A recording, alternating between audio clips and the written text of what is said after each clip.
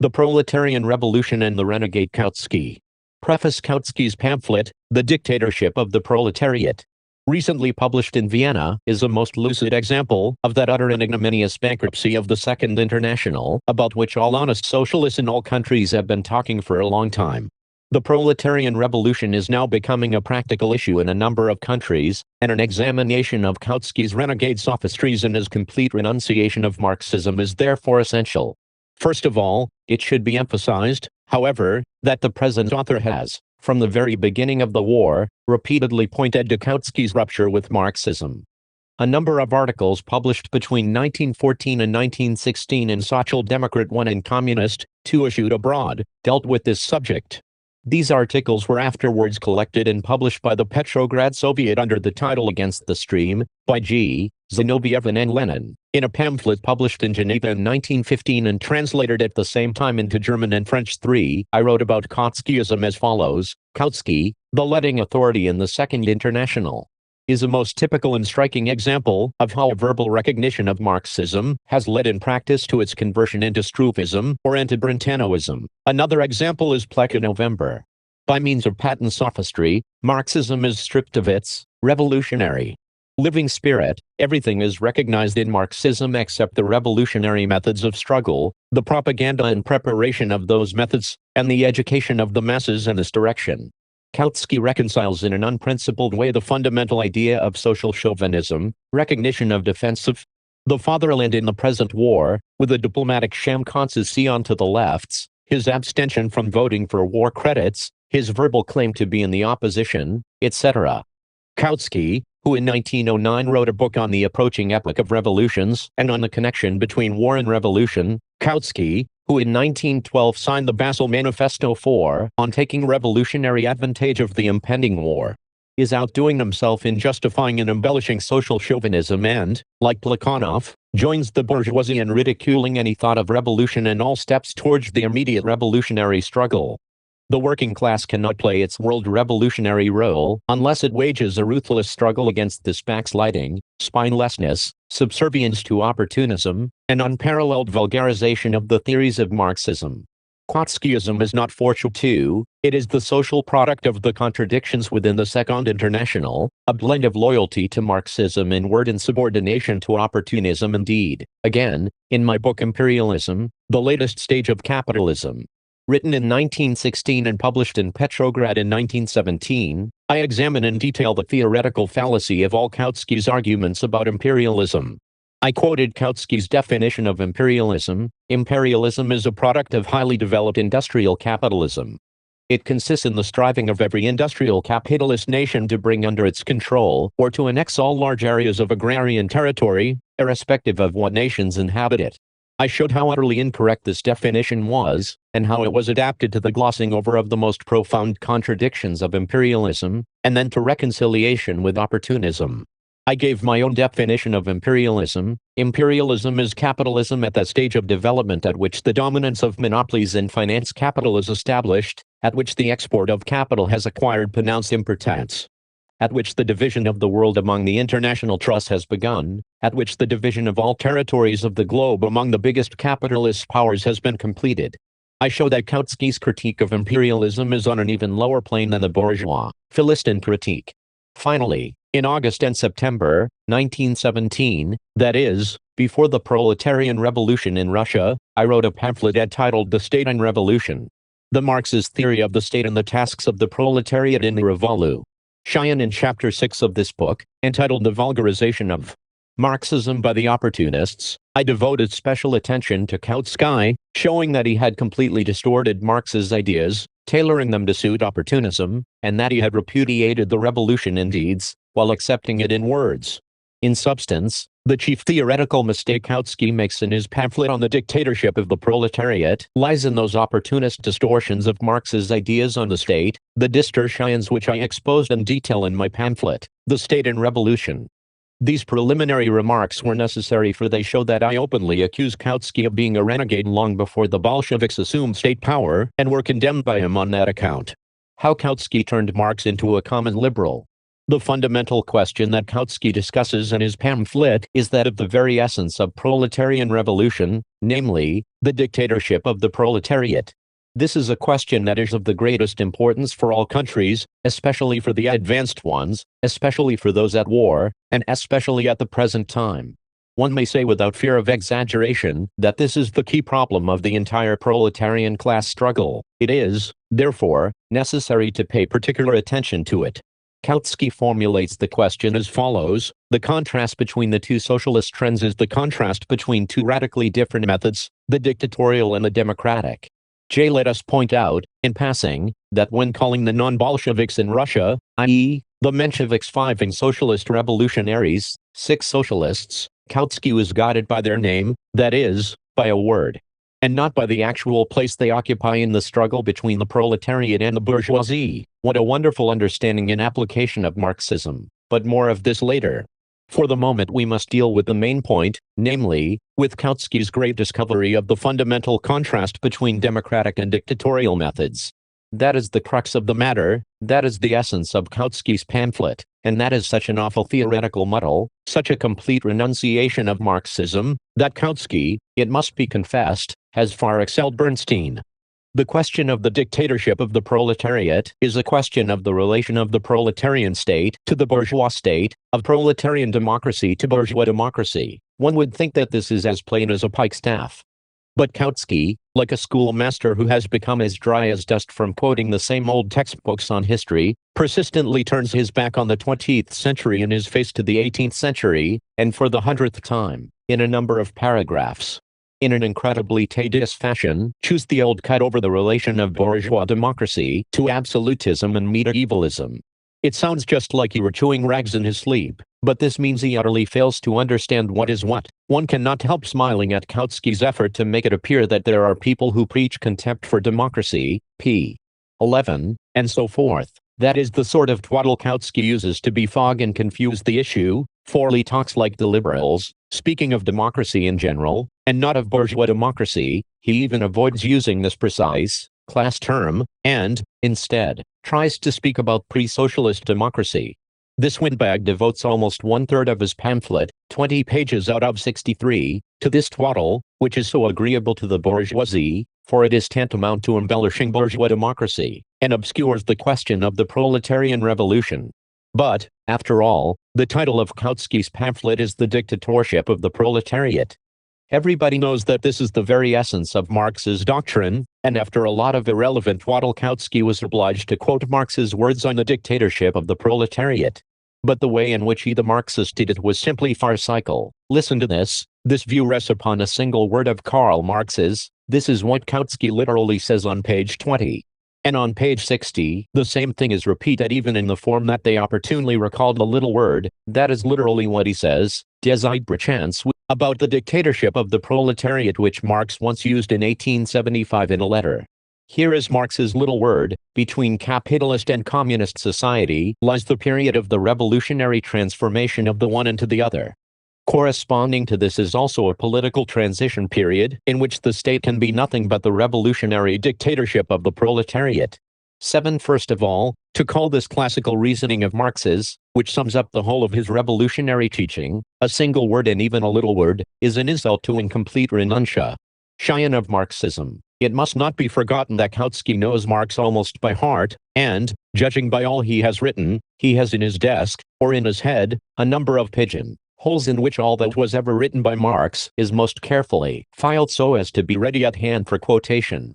Kautsky must know that both Marx and Engels, in their letters as well as in their published works, repeatedly spoke about the dictatorship of the proletariat, before and especially after the Paris Commune. Kautsky must know that the formula dictatorship of the proletariat is merely a more historically concrete and scientifically exact formulation of the proletariat's task of smashing the bourgeois state machine, about which both Marx and Engels, in summing up the experience of the revolution of 1848, and, still more so, of 1871, spoke for 40 years, between 1852 and 1891. How is this monstrous distortion of Marxism by that Marxist pedant Kautsky to be explained? As far as the philosophical roots of this phenomenon are concerned, it amounts to the substitution of eclecticism and sophistry for dialectics. Kautsky is a past master at this sort of substitution. Regarded from the point of view of practical politics, it amounts to subservience to the opportunists, that is, in the last analysis to the bourgeoisie. Since the outbreak of the war, Kautsky has made increasingly rapid progress in this art of being a Marxist in words and a lackey of the bourgeoisie in deeds, until he has become a virtuoso at it. One feels even more convinced of this when examining the remarkable way in which Kautsky interprets Marx's little word about the dictatorship of the proletariat. Listen to this. Marx, unfortunately, neglected to show us in greater detail how he conceived this dictatorship. Literally, the word dictatorship means the abolition of democracy. But, of course, taken literally, this word also means the undivided rule of a single person unrestricted by any laws, an autocracy, which differs from despotism only insofar as it is not meant as a permanent state institution, but as a transient emergency measure. The term, dictatorship of the proletariat, hence not the dictatorship of a single individual, but of a class, ipso facto precludes the possibility that Marx in this connection had in mind a dictatorship in the literal sense of the term. He speaks here not of a form of government, but of a condition, which must necessarily arise wherever the proletariat has gained political power. That Marx in this case did not have in mind a form of government is proved by the fact that he was of the opinion that in Britain and America the transition might take place peacefully, i.e., in a democratic way. We have deliberately quoted this argument in full so that the reader may clearly see the methods Kautsky that the erudition employs. 22. Via Lenin. Kautsky chose to approach the question in such a way as to begin with a definition of the word dictatorship. Very well, everyone has a sacred right to approach a question in whatever way he pleases. One must only distinguish a serious and honest approach from a dishonest one. Anyone who wants to be serious in approaching the question in this way ought to give his own definition of the word, then the question would be put fairly and squarely. But Kautsky does not do that. Literally, he writes, the word dictatorship means the abolition of democracy. In the first place, this is not a definition. If Kautsky wanted to avoid giving a definition of the concept dictatorship, why did he choose this particular approach to the question? Secondly, it is obviously wrong. It is natural for a liberal to speak of democracy in general, but a Marxist will never forget to ask, for what class? Everyone knows, for instance, that rebellions, or even strong ferment, among the slaves in ancient times at once revealed the fact that the ancient state was essentially a dictatorship of the slave owners. Did this dictatorship abolish democracy among, and for, the slave owners? Everybody knows that it did not. Kautsky the Marxist made this monstrously absurd and untrue statement because he forgot the class struggle. To transform Kautsky's liberal and false assertion into a Marxist and true one must say, dictatorship does not necessarily mean the abolition of democracy for the class that exercises the dictatorship over other classes, but it does mean the abolition or very material restriction, which is also a form of abolition of democracy for the class over which, or against which, the dictatorship is exercised. But, however true this assertion may be, it does not give a definition of dictatorship. Let us examine Kautsky's next sentence. But, of course, taken literally, this word also means the undivided rule of a single person unrestricted by any laws. Like a blind puppy sniffing at random first in one direction and then in another, Kautsky accidentally stumbled upon one true idea. Nevertheless, he failed to give a definition of dictatorship, and, moreover, he made an obvious historical blunder, namely, that dictatorship means the rule of a single person.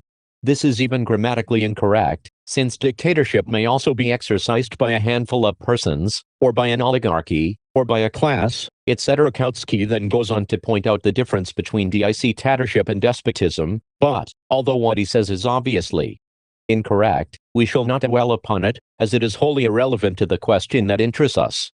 Everyone knows Kautsky's inclination to turn from the 20th century to the 18th, and from the 18th century to classical antiquity, and we hope that the German proletariat, after it has attained its dictatorship, will bear this inclination of his in mind and appoint him, say, teacher of ancient history at some gymnasium, to try to evade a definition of the dictatorship of the proletariat by philosophizing about despotism is either crass stupidity or very clumsy trickery.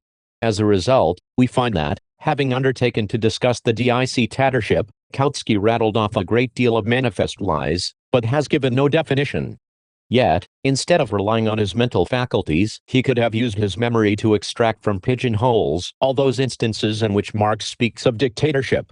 Had he done so, he would certainly have arrived either at the following definition or at one in substance coinciding with it: dictatorship is rule based directly upon force and unrestricted by any laws. The revolutionary dictatorship of the proletariat is rule one and maintained by the use of violence by the proletariat against the bourgeoisie, rule that is unrestricted by any laws.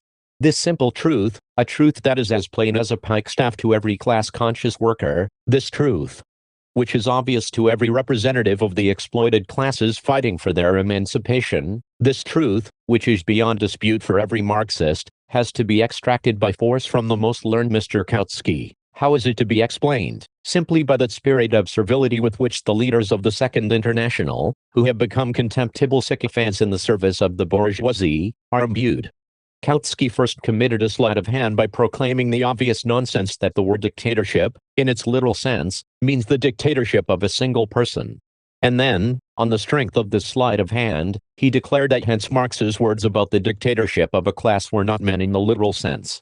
One must, if you please, distinguish between a condition and a form of government, a wonderfully profound distinction. It is like drawing a distinction between the condition of stupidity of a man who reasons foolishly and the form of his stupidity. Kautsky finds it necessary to interpret dictatorship as a condition of domination, because then revolutionary violence, and violent revolution, disappear.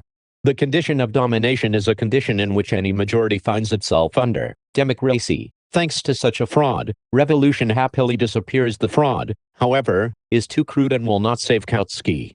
One cannot hide the fact that dictatorship presupposes and implies a condition, one so disagreeable to renegades, of revolutionary violence of one class against another. It is patently absurd to draw a distinction between a condition and a form of government. To speak of forms of government in this connection is trebly stupid, for every schoolboy knows that monarchy and republic are two different forms of government. It must be explained to Mr. Kautsky that both these forms of government, like all transitional forms of government under capitalism, are only variations of the bourgeois state, that is, of the dictatorship of the bourgeoisie.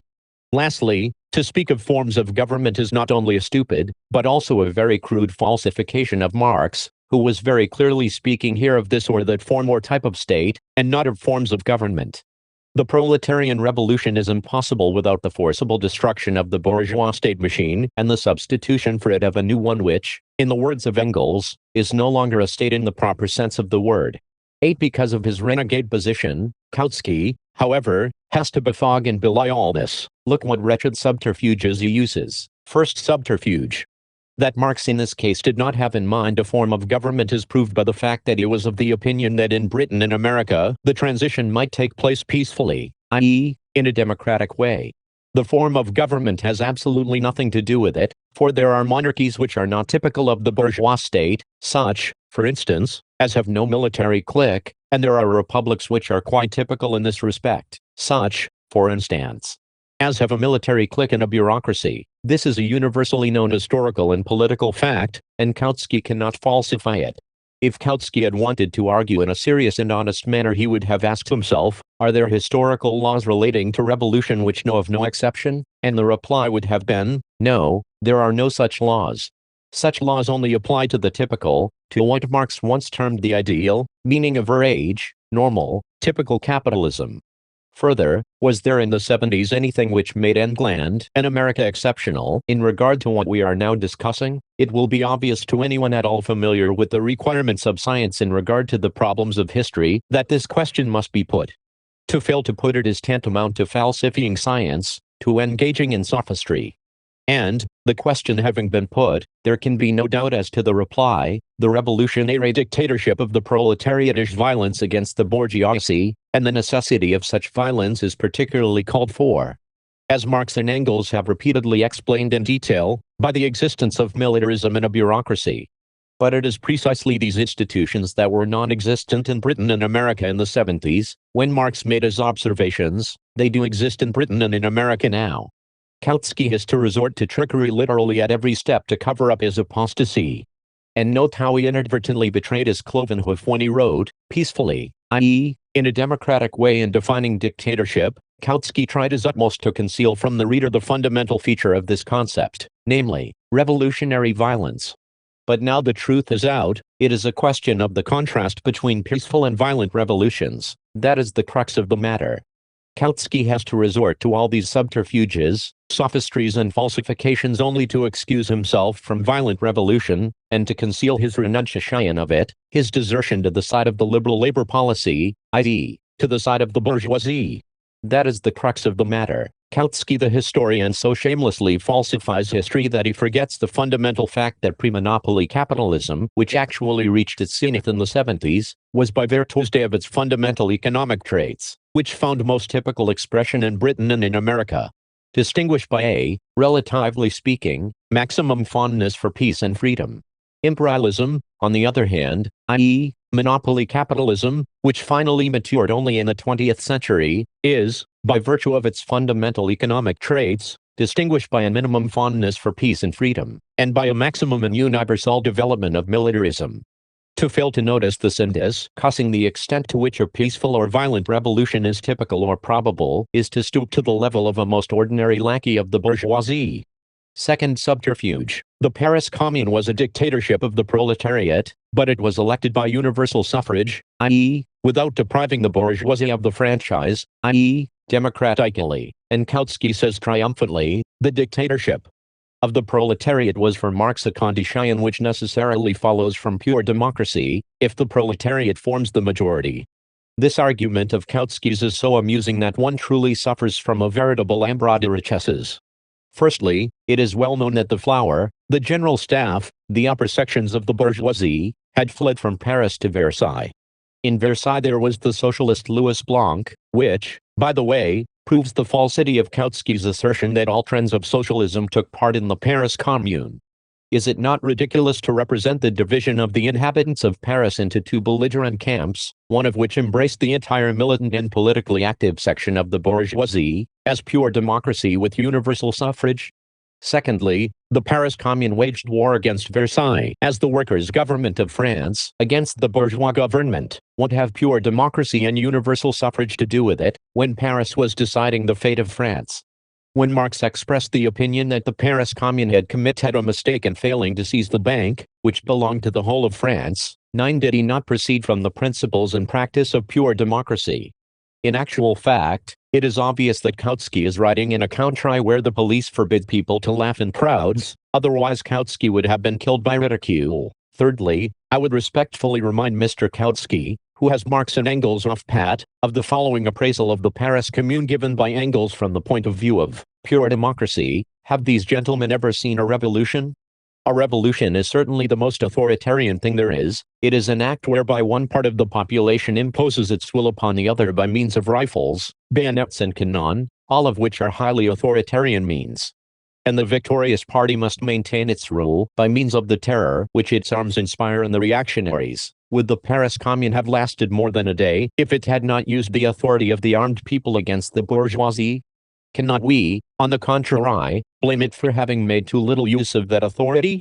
10. Here is your pure democracy. How Engels would have ridiculed the vulgar petty bourgeois, the social democrat, who took it into his head to talk about pure democracy in a class-divided society.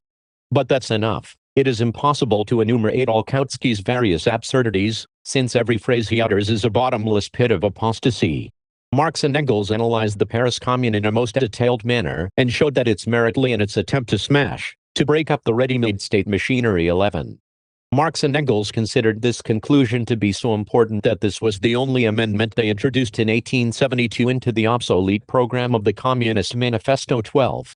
Marx and Engels showed that the Paris Commune had abolished the army and the bureaucracy, had abolished parliamentarism, had destroyed that parasitic excrescence, the state, etc.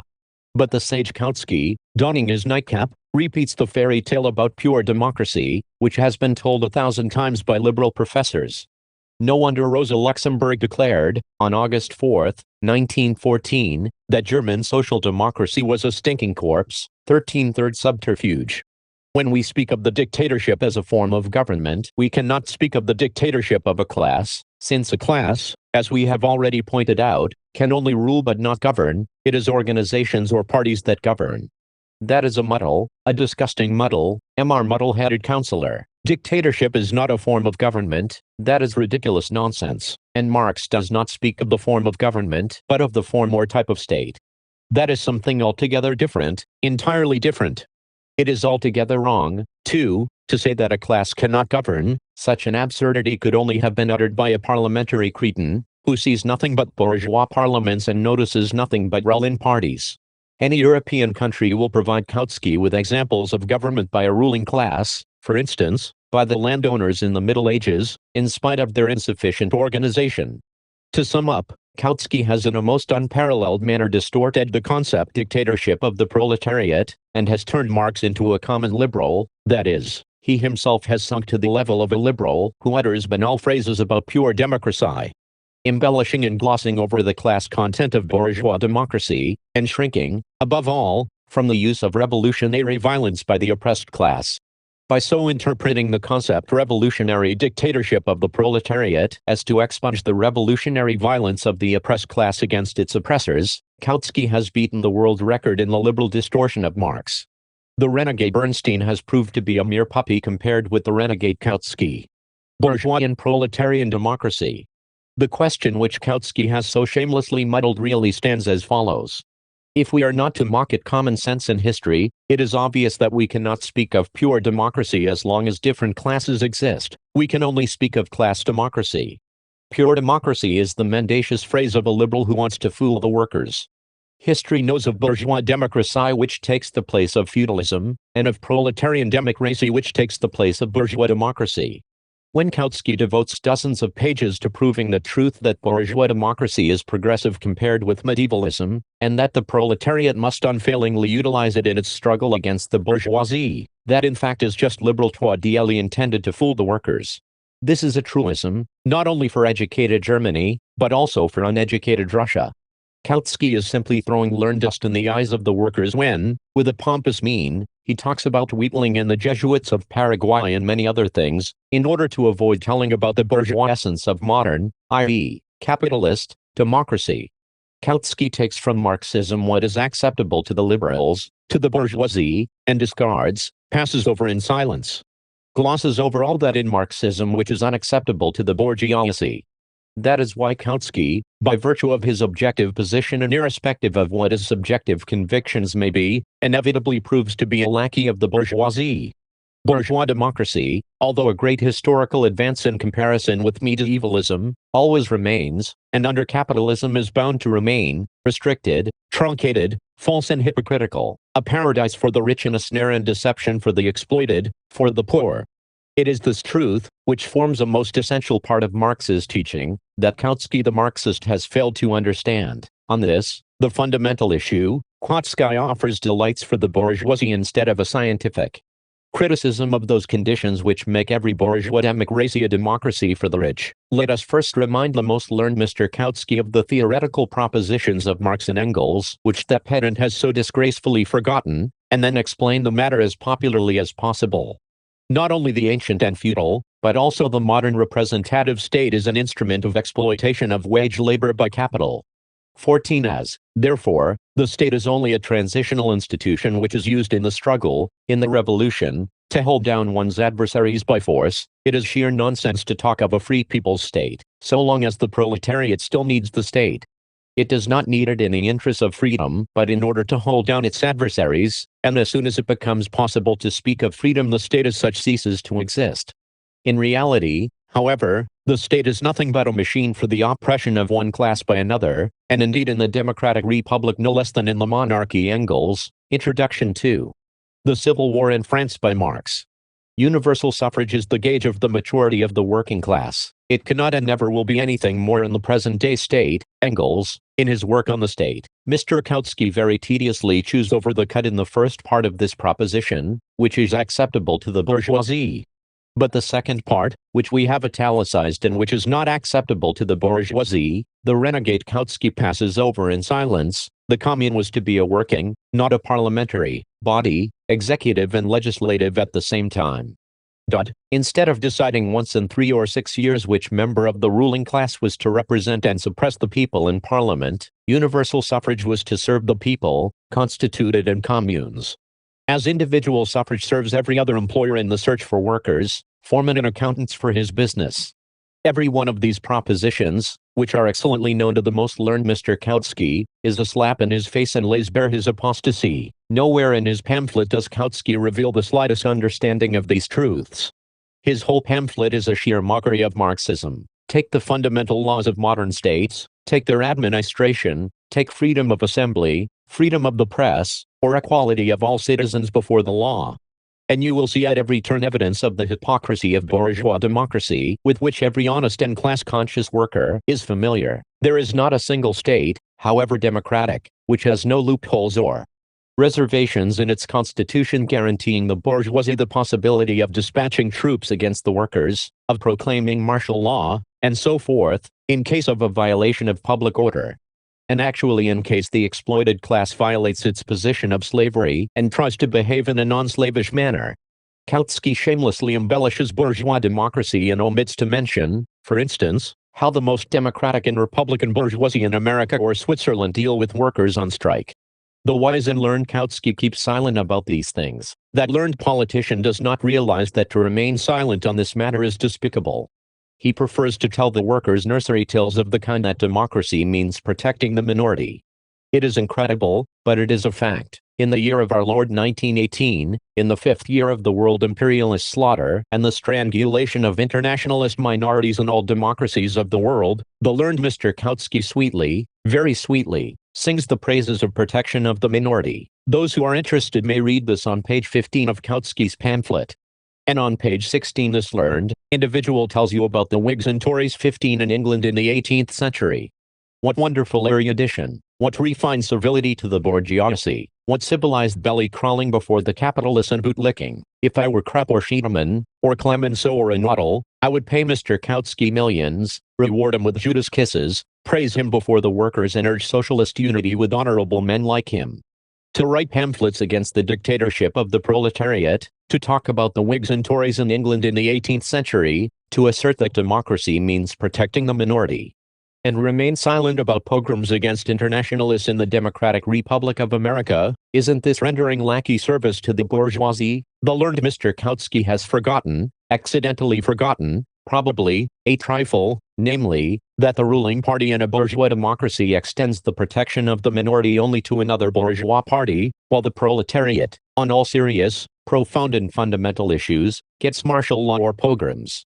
Instead of the protection of the minority, the more highly developed a democracy is, the more imminent are pogroms or civil war in connection with any profound political divergence, which is dangerous to the bourgeoisie. The learned Mr. Kautsky could have studied this law of bourgeois democracy in connection with the Dreyfus Case 16 in Republican France, with the lynching of Negroes and internationalists in the Democratic Republic of America, with the case of Ireland and Ulster in Democratic Britain.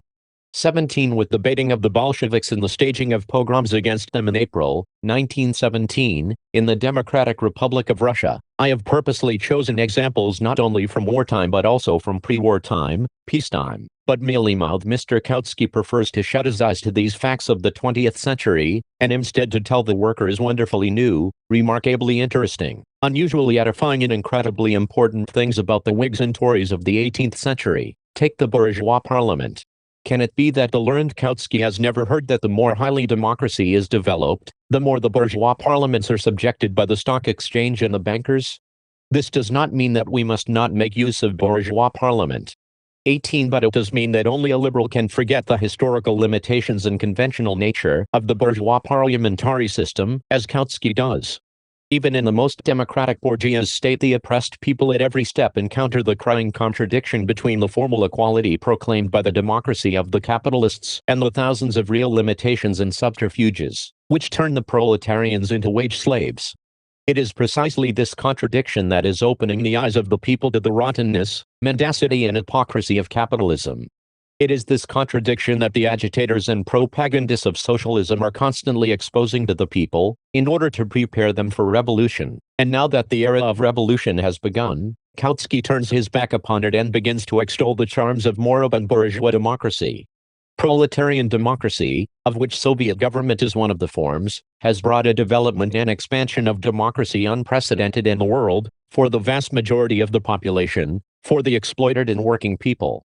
To write a whole pamphlet about democracy, as Kautsky did, in which 2 pages are devoted to dictatorship and dozens to pure democracy, and fail to notice this fact, means completely distorting the subject in liberal fashion. Take foreign policy.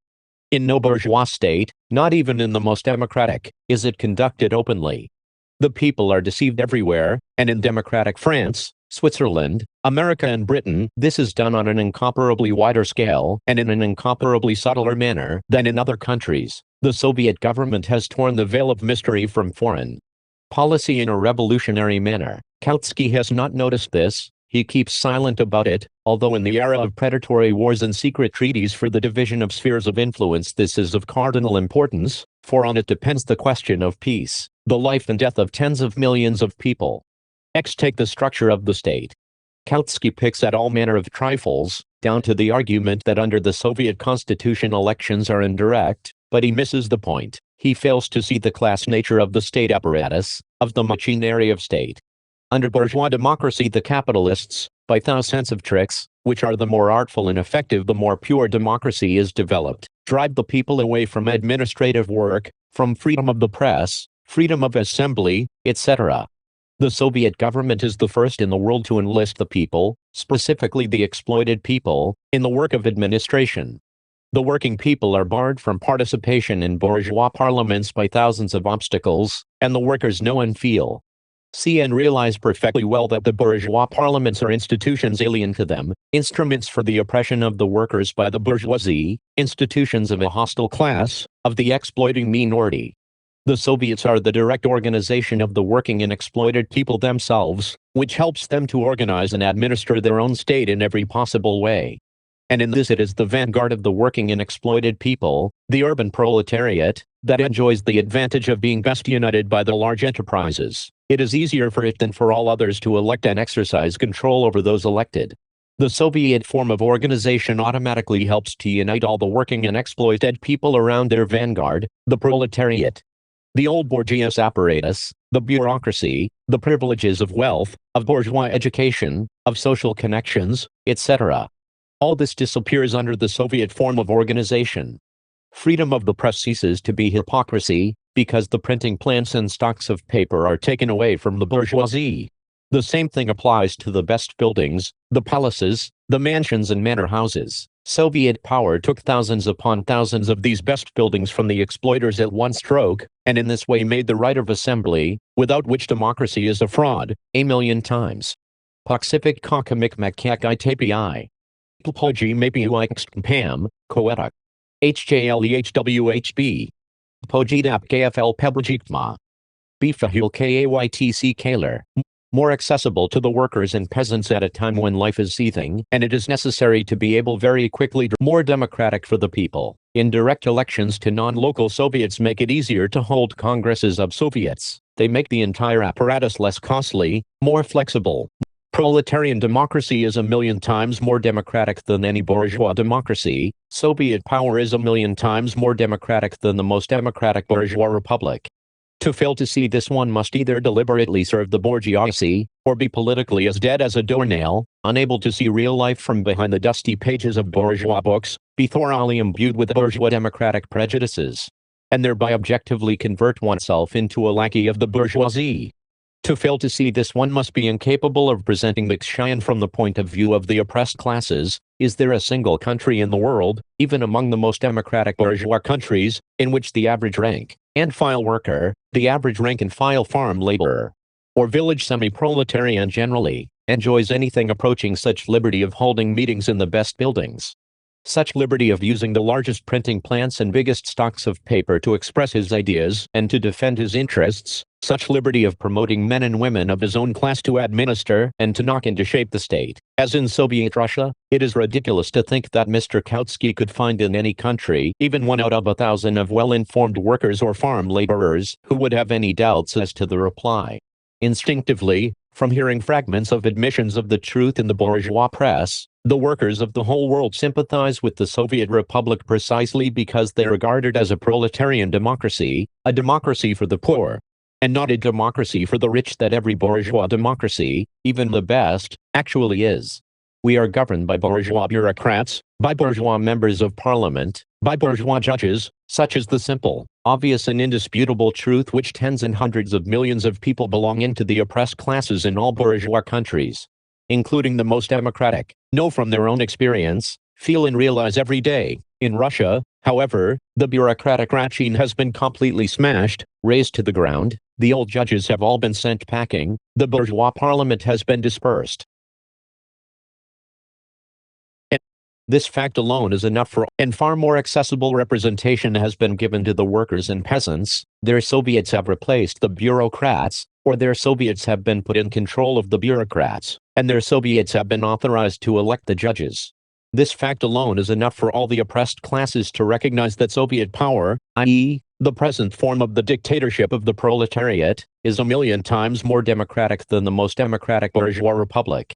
Kautsky does not understand this truth, which is so clear and obvious to every worker, because he has forgotten, unlearned to put the question, democracy for which class? He argues from the point of view of pure democracy. He argues like Shylock, my pound of flesh and nothing else, 19 equality for all citizens, otherwise there is no democracy. We must ask the learned Kautsky, the Marxist and socialist Kautsky, can there be equality between the exploited and the exploiters? It is dreadful, it is incredible that such a question should have to be put in discussing a book written by the ideological leader of the Second International. But having put your hand to the plow, don't look back, and having undertaken to write about Kautsky, I must explain to the learned man why there can be no equality between the exploiter and the exploited. Can there be equality between the exploited and the exploiter? Kautsky argues as follows. The exploiters have always formed only a small minority of the population. This is indisputably true. Taking this as the starting point, what should be the argument? One may argue in a Marxist, a socialist way, in which case one would proceed from the relation between the exploited and the exploiters. Or one may argue in a liberal, a bourgeois democratic way, and in that case one would proceed from the relation between the majority and the minority. If we argue in a Marxist way, we must say, the exploiters inevitably transform the state into an instrument of the rule of their class, the exploiters, over the exploited. Hence, as long as there are exploiters who rule the majority, the exploit. The democratic state must inevitably be a democracy for the exploiters. A state of the exploited must fundamentally differ from such a state. It must be a democracy for the exploited, and a means of suppressing the exploiters, and the suppression of a class means inequality for that class, its exclusion from democracy. If we argue in a liberal way, we must say, the majority decides, the minority submits, those who do not submit are punished, that is all. Nothing need be said about the class character of the state in general, or of pure democracy in particular, because it is irrelevant, for a majority is a majority and a minority is a minority. A pound of flesh is a pound of flesh, and that is all there is to it, and this is exactly how Kautsky argues. Why should the rule of the proletariat assume, and necessarily assume, a form which is incompatible with democracy? Then follows a very detailed and a very verbose explanation, backed by a quotation from Marx and the election figures of the Paris Commune, to the effect that the proletariat is in the majority. The conclusion is, a regime which is so strongly rooted in the people has not the slightest reason for encroaching upon democracy. It cannot always dispense with violence in cases when violence is employed to suppress democracy. Violence can only be met with violence, but a regime which knows that it has popular backing will employ violence only to protect democracy and not to destroy it. It would be simply suicidal if it attempted to do away with its most reliable basis, universal suffrage, that deep source of mighty moral authority. As you see, the relation between the exploited and the exploiters has vanished in Kautsky's argument. All that remains is majority in general, minority in general, democracy in general, the pure democracy with which we are already familiar. And all this, mark you, is said apropos of the Paris Commune. To make things clearer, I shall quote Marx and Engels to show what they said on the subject of dictatorship apropos of the Paris Commune. Marx. When the workers replaced the dictatorship of the bourgeoisie by their revolutionary dictatorship, to break down the resistance of the bourgeoisie, the workers invest the state with a revolutionary and transitional form. 20 Engels. And the victorious party must maintain its rule by means of the terror which its arms inspire in the reactionaries. Would the Paris Commune have lasted more than a day if it had not used the authority of the armed people against the bourgeoisie? Cannot we, on the contrary, blame it for having made too little use of that authority? Engels, as, therefore, the state is only a transitional institution which is used in the struggle, in the revolution, to hold down one's adversaries by force. It is sheer nonsense to talk of a free people's state, so long as the proletariat still needs the state. It does not need it in the interest of freedom, but in order to hold down its adversaries. And as soon as it becomes possible to speak of freedom, the state as such ceases to exist. 22. Kautsky is as far removed from Marx and Engels as heaven is from earth. As a liberal from a proletarian revolutionary, the pure democracy and simple democracy that Kautsky talks about is merely a paraphrase of the free people's state, i.e., sheer nonsense. Kautsky, with the learned air of a most learned armchair fool, or with the innocent air of a 10-year-old schoolgirl, asks, why do we need a dictatorship when we have a majority? And Marx and Engels explain, to break down the resistance of the bourgeoisie, to inspire the reactionaries with fear, to maintain the authority of the armed people against the bourgeoisie, that the proletariat may forcibly hold down its adversaries. Kautsky does not understand these explanations. Infatuated with the purity of democracy, blind to its bourgeois character, he consistently urges that the majority, since it is the majority, need not break down the resistance of the minority, nor forcibly hold it down. It is sufficient to suppress cases of infringement of democracy. Infatuated with the purity of democracy, Kautsky inadvertently commits the same little error that all bourgeois democrats always commit, namely, he takes formal equality for actual equality. Quite a trifle. The exploiter and the exploited cannot be equal. This truth, however unpleasant it may be to Kautsky, nevertheless forms the essence of socialism. Another truth, there can be no real, actual equality until all possibility of the exploitation of one class by another has been totally destroyed. The exploiters can be defeated at one stroke in the event of a successful uprising at the center, or of a revolt in the army, but except in very rare and special cases, the exploiters cannot be destroyed at one stroke. It is impossible to expropriate all the landowners and capitalists of any big country at one stroke. Furthermore, expropriation alone, as a legal or political act, does not settle the matter by a long chalk, because it is necessary to depose the landowners and capitalists in actual fact, to replace their management of the factories and estates by a different management, workers' management. In actual fact, there can be no equality between the exploiters, who for many generations have been better off because of their education, conditions of wealthy life, and habits, and the exploited, the majority of whom even in the most advanced and most democratic bourgeois republics are downtrodden, backward, ignorant, intimidated and disunited. For a long time after the revolution, the exploiters inevitably continue to retain a number of great practical advantages. They still have money, some movable property, often fairly considerable. They still have various connections, habits of organization and management, knowledge of all the secrets of management, superior education, close connections with the higher technical personnel, incomparably greater experience in the art of war, and so on and so forth.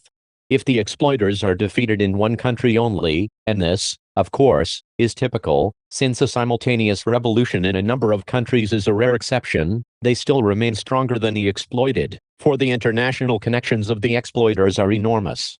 That a section of the exploited from the least advanced middle peasant, artisan and similar groups of the population may, and indeed does, follow the exploiters has been proved by all revolutions, including the Commune, for there were also proletarians among the Versailles troops, which the most learned Kautsky has forgotten. In these circumstances, to assume that in a revolution which is at all profound and serious the issue is decided simply by the relation between the majority and the minority is the acme of stupidity, the silliest prejudice of a common liberal, an attempt to deceive the people by concealing from them a well-established historical truth.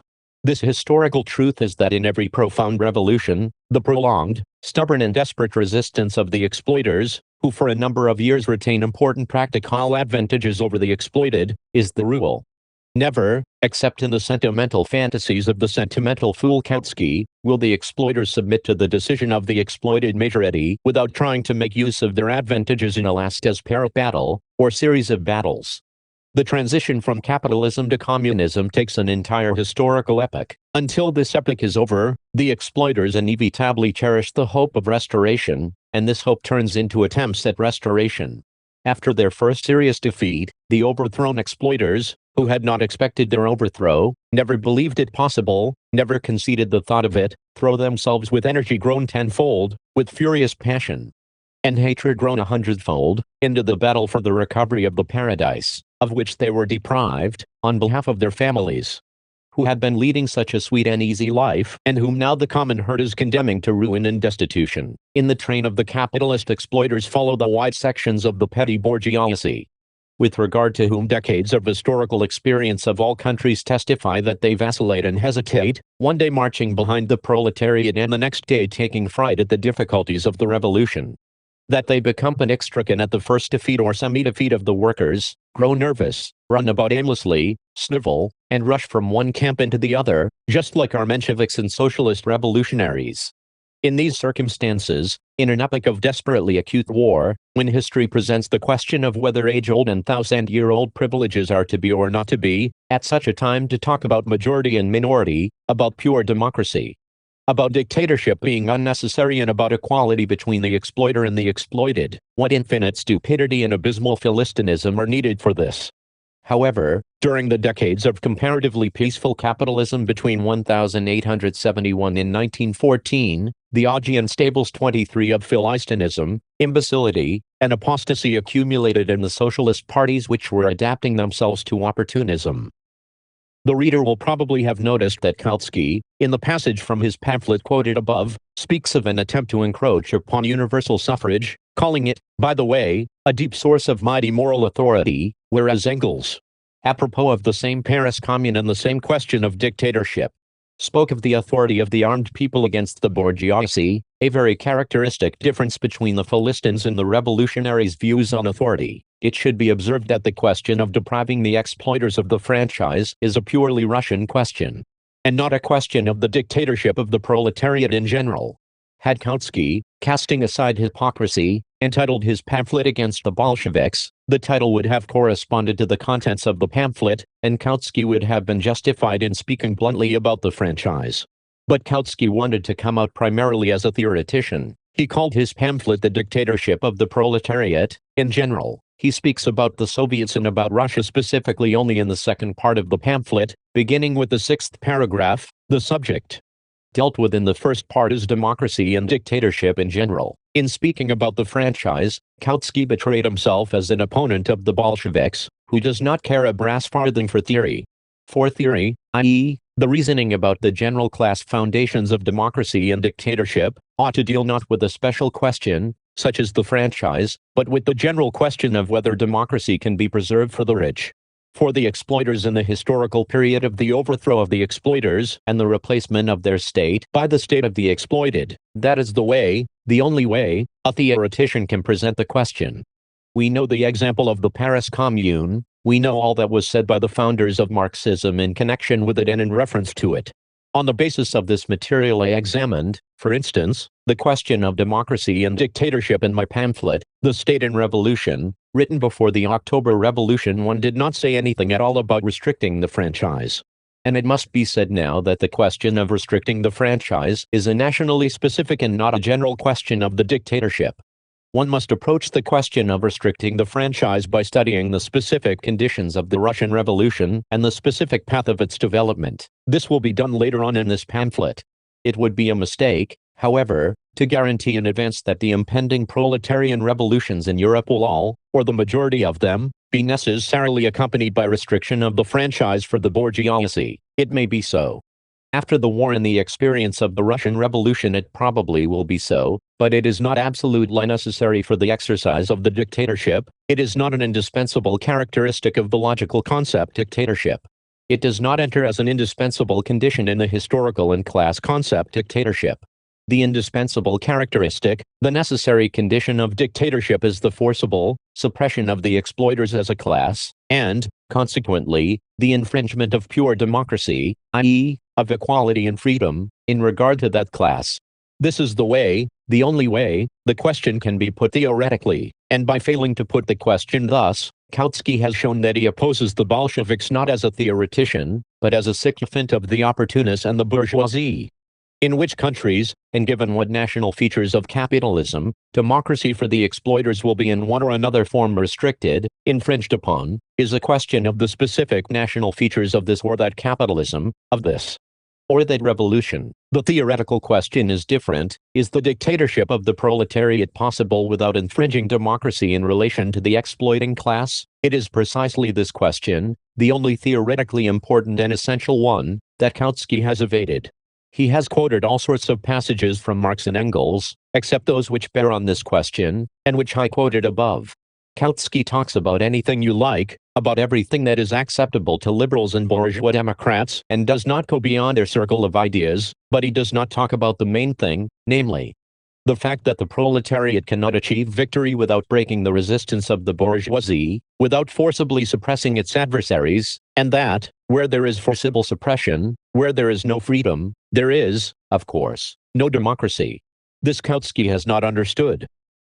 We shall now examine the experience of the Russian Revolution and that divergence between the Soviets of Deputies and the Constituent Assembly 24, which led to the dissolution of the latter and to the withdrawal of the franchise from the bourgeoisie. The Soviets dare not become state organizations. The Soviets are the Russian form of the proletarian dictatorship. If a Marxist theoretician, writing a work on the dictatorship of the proletariat, had really studied the subject, he would first have given a general definition of dictatorship, and would then have examined its peculiar, national, form, the Soviets. He would have given his critique of them as one of the forms of the dictatorship of the proletariat. It goes without saying that nothing serious could be expected from Kautsky after his liberalistic interpretation of Marx's teaching on dictatorship, but the manner in which he approached the question of what the Soviets are and the way he dealt with this question is highly characteristic.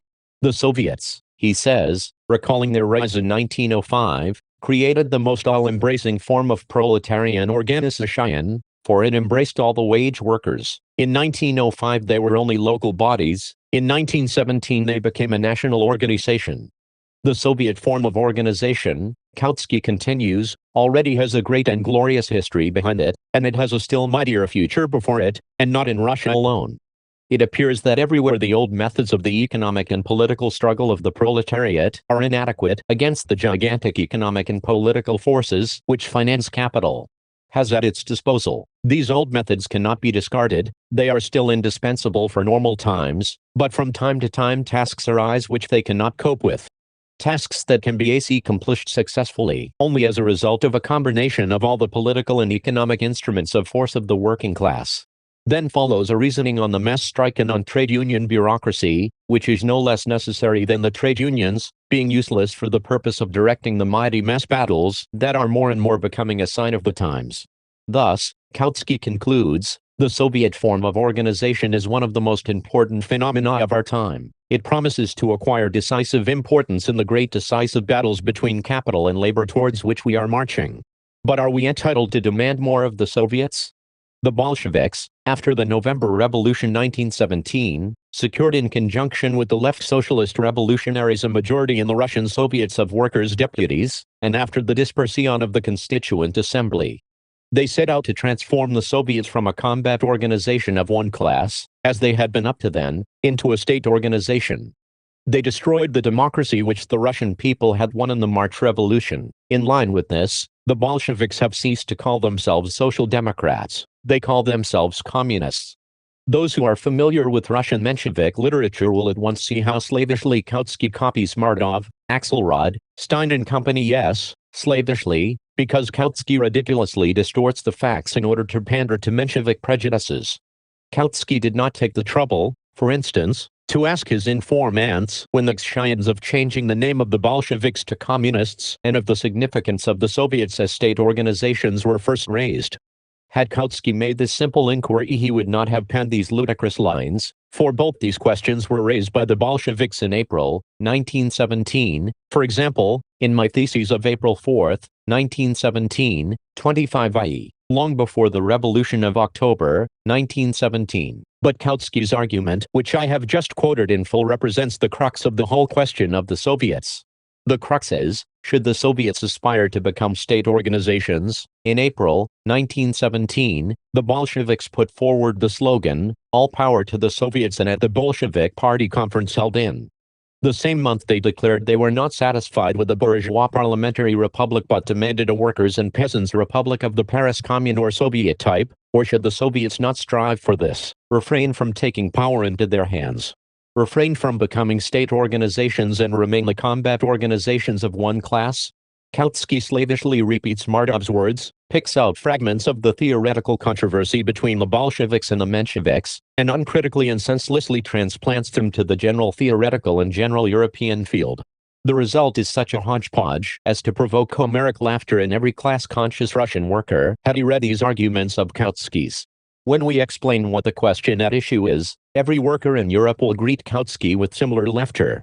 Kautsky has rendered Mardov a backhanded service by developing his mistake into a glaring absurdity. Indeed, look what Kautsky's argument amounts to. The Soviets embrace all wage workers. The old methods of economic and political struggle of the proletariat are inadequate against finance capital. The Soviets have a great role to play in the future, and not only in Russia. They will play a decisive role in great decisive battles between capital and labor in Europe. That is what Kautsky says. Excellent. But won't the decisive battles between capital and labor decide which of the two classes will assume state power? Nothing of the kind. Heaven forbid. The Soviets, which embrace all the wage workers, must not become state organizations in the decisive battles. But what is the state? The state is nothing but a machine for the suppression of one class by another. Thus, the oppressed class, the vanguard of all the working and exploited people in modern society, must strive towards the decisive battles between capital and labor, but must not touch the machine by means of which capital suppresses labor. It must not break up that machine, it must not make use of its all-embracing organization for suppressing the exploiters. Excellent, Mr. Kautsky, magnificent. We recognize the class struggle, in the same way as all liberals recognize it, i.e., without the overthrow of the bourgeoisie. This is where Kautsky's complete rupture both with Marxism and with socialism becomes obvious. Actually, it is desertion to the camp of the bourgeoisie, who are prepared to concede everything except the transformation of the organizations of the class which they oppress into state organizations. Kautsky can no longer save his position of trying to reconcile everything and of getting away from all profound contradictions with mere phrases. Kautsky either rejects the assumption of state power by the working class altogether, or he concedes that the working class may take over the old, bourgeois state machine. But he will by no means concede that it must break it up, smash it, and replace it by a new, proletarian machine. Whichever way Kautsky's arguments are interpreted, or explained, his rupture with Marxism and his desertion to the bourgeoisie are obvious. Back in the Communist Manifesto, describing what sort of state the victorious working class needs, Marx wrote, "The state, i.e., the proletariat organized as the ruling class." Now we have a man who claims still to be a Marxist coming forward and declaring that the proletariat, fully organized and waging the decisive battle against capital, must not transform its class organization into a state organization. Here Kautsky has betrayed that superstitious belief in the state which in Germany, as Engels wrote in 1891, has been carried over into the general thinking of the bourgeoisie and even of many workers. 26 Workers, fight. Our Philistin agrees to this, fight, but don't dare win. Don't destroy the state machine of the bourgeoisie. Don't replace the bourgeois state organization by the proletarian state organization. Whoever sincerely shared the Marxist view that the state is nothing but a machine for the suppression of one class by another, and who has at all reflected upon this truth, could never have reached the absurd conclusion that the proletarian organizations capable of defeating finance capital must not transform themselves into state organizations. It was this point that betrayed the petty bourgeois, who believes that after all is said and done the state is something outside classes, or above classes. Indeed, why should the proletariat, one class, be permitted to wage unremitting war on capital, which rules not only over the proletariat, but over the whole people, over the whole petty bourgeoisie, over all the peasants? Yet this proletariat, this one class, is not to be permitted to transform its organization into a state organization, because the petty bourgeois is afraid of the class struggle, and does not carry it to its logical conclusion, to its main object. Kautsky has got himself completely mixed up and has given himself away entirely. Mark you, he himself admits that Europe is heading for decisive battles between capital and labor, and that the old methods of economic and political struggle of the proletariat are inadequate. But these old methods were precisely the utilization of bourgeois democracy. It therefore follows, but Kautsky is afraid to think of what follows, It therefore follows that only a reactionary, an enemy of the working class, a henchman of the bourgeoisie, can now turn his face to the obsolete past, paint the charms of bourgeois democracy and babble about pure democracy. Bourgeois democracy was progressive compared with medievalism, and it had to be utilized, but now it is not sufficient for the working class. Now we must look forward instead of backward, to replacing the bourgeois democracy by proletarian democracy. And while the preparatory work for the proletarian revolution, the formation and training of the proletarian army, were possible within the framework of the bourgeois democratic state, now that we have reached the stage of decisive battles. To confine the proletariat to this framework means betraying the cause of the proletariat, means being a renegade. Kautsky has made himself particularly ridiculous by repeating Mordov's argument without noticing that in Mordov's case this argument was based on another argument which he, Kautsky, does not use. Mordov said that Russia is not yet ripe for socialism, from which it logically follows that it is too early to transform the Soviets from organs of struggle into state organizations. Kautsky, however, cannot say outright that Europe is not ripe for socialism. In 1909, when he was not yet a renegade, he wrote that there was then no reason to fear a premature revolution, that whoever had renounced revolution for fear of defeat would have been a traitor. Kautsky does not dare renounce this outright. And so we get an absurdity, which completely reveals the stupidity and cowardice of the petty bourgeois. On the one hand, Europe is ripe for socialism and is heading towards decisive battles between capital and labor, but, on the other hand, the combat organization, the organization of the proletariat, the vanguard and organizer, the leader of the oppressed, must not be transformed into a state organization. St. The Soviets are necessary as combat organizations, but must not be transformed into state organization, is infinitely more absurd than from the point of view of theory. Even in peacetime, when there is no revolutionary situation, the mass struggle of the workers against the capitalists, for instance, the mass strike, gives rise to great bitterness on both sides, to fierce passions in the struggle. The bourgeoisie constantly insisting that they remain and mean to remain masters in their own house, etc. And in time of revolution, when political life reaches boiling point, an organization like the Soviets, which embraces all the workers in all branches of industry, all the soldiers, and all the working and poorest sections of the rural population, such an organization, of its own accord, with the development of the struggle, by the simple logic of attack and defense, comes inevitably to pose the question point blank. The attempt to take up a middle position, and to reconcile the proletariat with the bourgeoisie is sheer stupidity, and doomed to miserable failure.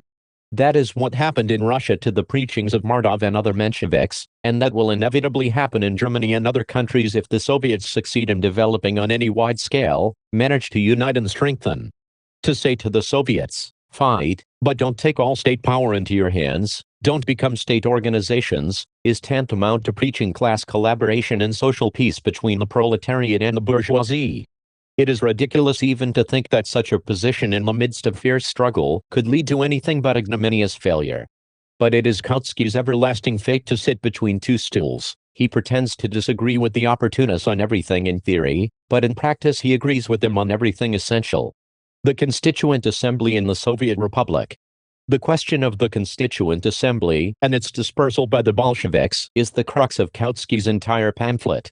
He constantly reverts to it, and the whole of this literary production of the ideological leader of the Second International is replete with innuendos to the effect that the Bolsheviks have destroyed democracy. The question is really an interesting and important one, because the relation between bourgeois democracy and proletarian democracy here confronted the revolution in a practical form. Let us see how our Marxist theoretician has dealt with the question. He quotes the Theses on the Constituent Assembly, written by me and published in Pravda on December 26, 1917. One would think that no better evidence of Kautsky's serious approach to the subject, quoting as he does the documents, could be desired. But look how he quotes. He does not say that there were 19 of these theses. He does not say that they dealt with the relation between the ordinary bourgeois republic, with a Constituent Assembly, and a Soviet republic, as well as with the history of the divergence in our revolution between the Constituent Assembly and the dictatorship of the proletariat. Kautsky ignores all that, and simply tells the reader that two of them are particularly important, one stating that a split occurred among the socialist revolutionaries after the elections to the Constituent Assembly, but before it was convened, and the other, that the Republic of Soviets is in general a higher democratic form than the Constituent Assembly.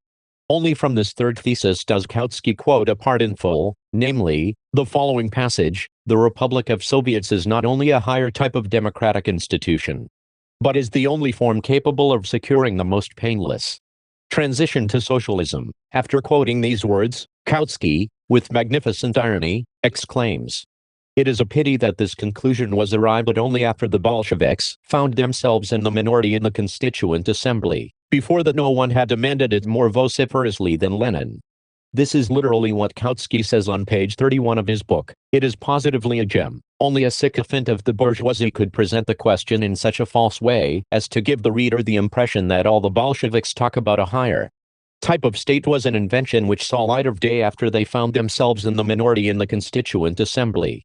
Such an infamous lie could only have been uttered by a scoundrel who has sold himself to the bourgeoisie, or, what is absolutely the same thing, who has placed his trust in Axelrod and is concealing the source of his information. For everyone knows that on the very day of my arrival in Russia, on April 4, 1917, I publicly read my theses in which I proclaimed the superiority of the Paris Commune type of state over the bourgeois parliamentary republic. Afterwards I repeatedly stated this in print, as, for instance, in a pamphlet on political parties, which was translated into English and was published in January 1918, in the New York Evening Post. 21 more than that, the conference of the Bolshevik Party held at the end of April 1917, adopted a resolution to the effect that a proletarian and peasant republic was superior to a bourgeois parliamentary republic, that our party would not be satisfied with the latter, and that the party program should be modified 28 accordingly. In face of these facts, what name can be given to Kautsky's trick of assuring his German readers that I had been vigorously demanding the convocation of the Constituent Assembly, and that I began to belittle the honor and dignity of the Constituent Assembly only after the Bolsheviks found themselves in the minority in it? How can one excuse such a trick? By pleading that Kautsky did not know the facts? If that is the case, why did he undertake to write about them? Or why did he not honestly announce that he was writing on the strength of information supplied by the Mensheviks Stein and Axelrod and Company?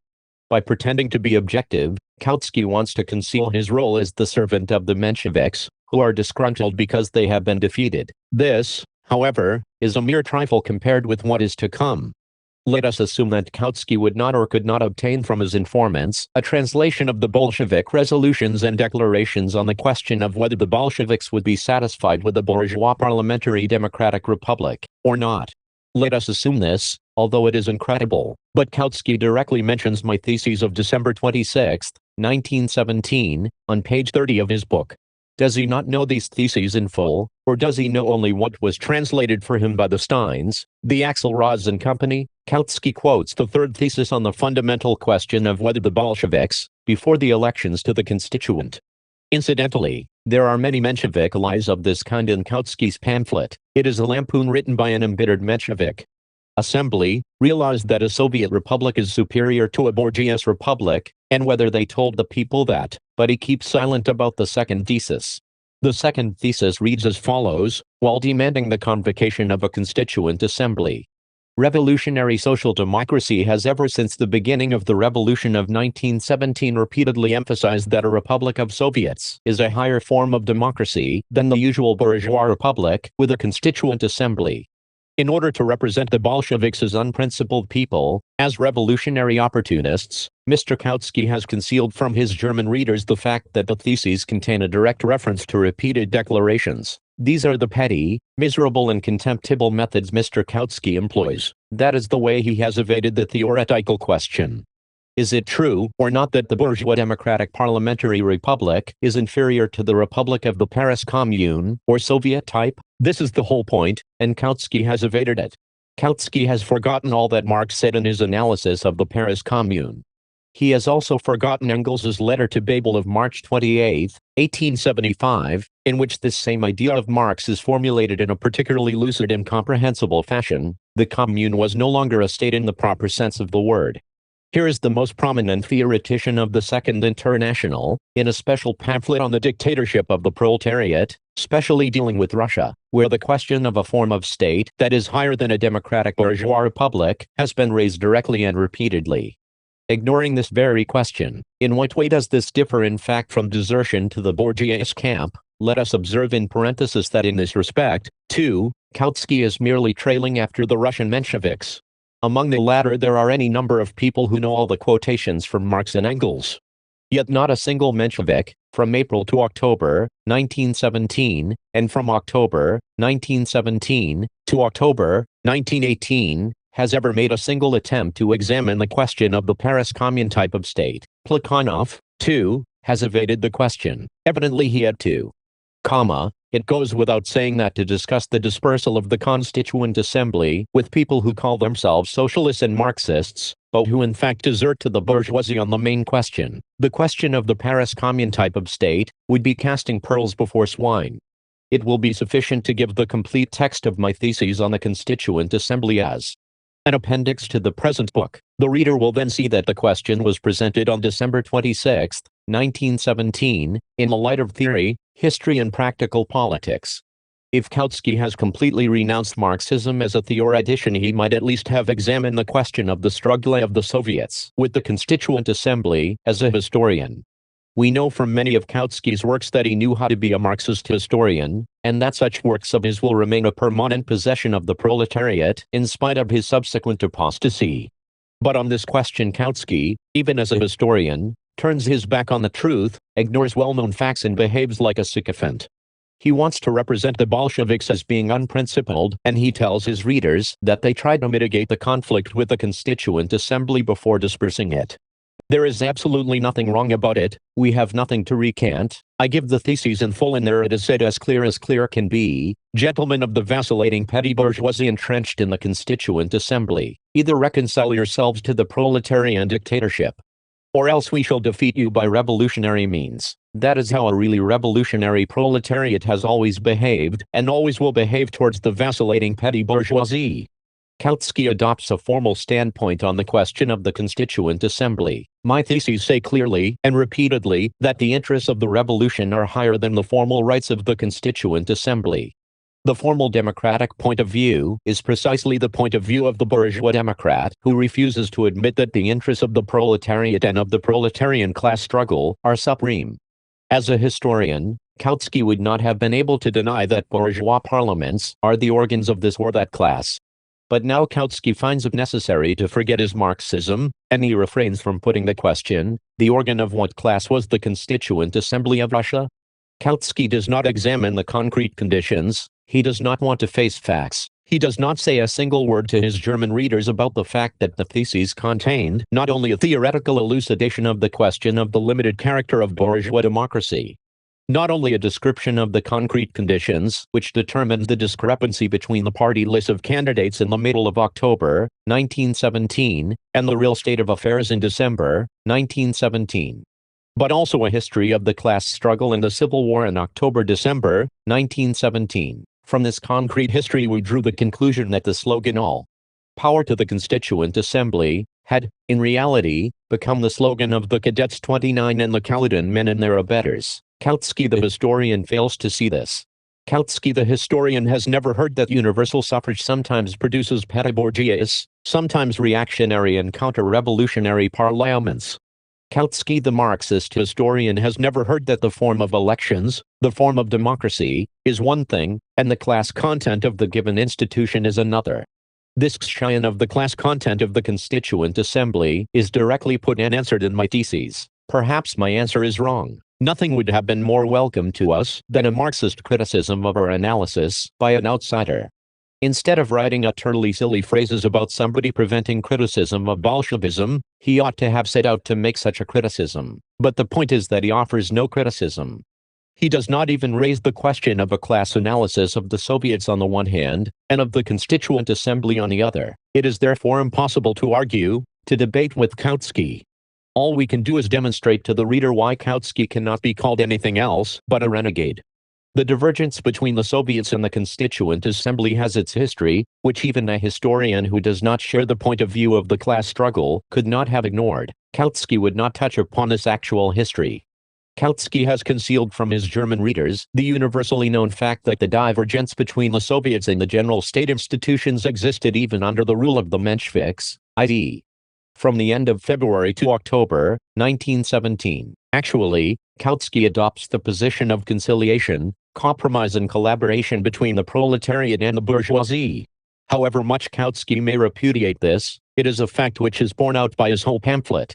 To say that the Constituent Assembly should not have been dispersed is tantamount to saying that the fight against the bourgeoisie should not have been fought to a finish, that the bourgeoisie should not have been overthrown, and that the proletariat should have made peace with them.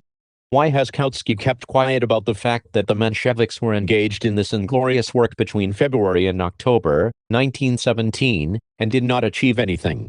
If it was possible to reconcile the bourgeoisie with the proletariat, why didn't the Mensheviks succeed in doing so? Why did the bourgeoisie stand aloof from the Soviets? Why did the Mensheviks call the Soviets revolutionary democracy, and the bourgeoisie the propertied elements? Kautsky has concealed from his German readers that it was the Mensheviks who, in the epoch of their rule, called the Soviets revolutionary democracy, thereby admitting their superiority over all other institutions. It is only by concealing this fact that Kautsky the historian made it appear that the divergence between the Soviets and the bourgeoisie had no history, that it arose instantaneously, without cause, suddenly, because of the bad behavior of the Bolsheviks. Yet, in actual fact, it was the more than 6 months' experience of Menshevik compromise, of their attempts to reconcile the proletariat with the bourgeoisie, that convinced the people of the fruitlessness of these attempts and drove the proletariat away from the Mensheviks. Kautsky admits that the Soviets are an excellent combat organization of the proletariat, and that they have a great future before them. But, that being the case, Kautsky's position collapses like a house of cards, or like the dreams of a petty bourgeois, that the acute struggle between the proletariat and the bourgeoisie can be avoided. For revolution is one continuous and moreover desperate struggle, and the proletariat is the vanguard class of all the oppressed, the focus and center of all the aspirations of all the oppressed for their emancipation. Naturally, therefore, the Soviets, as the organ of the struggle of the oppressed people, reflected and expressed the moods and changes of opinions of these people ever so much more quickly, fully, and faithfully than any other institution. In the period between February 28 and October 25, 1917, the Soviets managed to convene 2 all-Russia congresses of representatives of the overwhelming majority of the population of Russia, of all the workers and soldiers, and of 70 or 80% of the peasants. Not to mention the vast number of local, uyezd, town, gubernia, and regional congresses.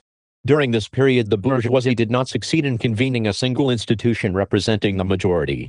The Constituent Assembly reflected the same popular mood and the same political grouping as the first All-Russia Congress of Soviets. By the time the Constituent Assembly was convened, the second and third Congresses of Soviets had met, both of which had demonstrated as clear could be that the people had swung to the left, had become revolutionized, had turned away from the Mensheviks and the socialist revolutionaries, and had passed over to the side of the Bolsheviks, that is, had turned away from petty bourgeois leadership, from the illusion that it was possible to reach a compromise with the bourgeoisie, and had joined the proletarian revolutionary struggle for the overthrow of the bourgeoisie.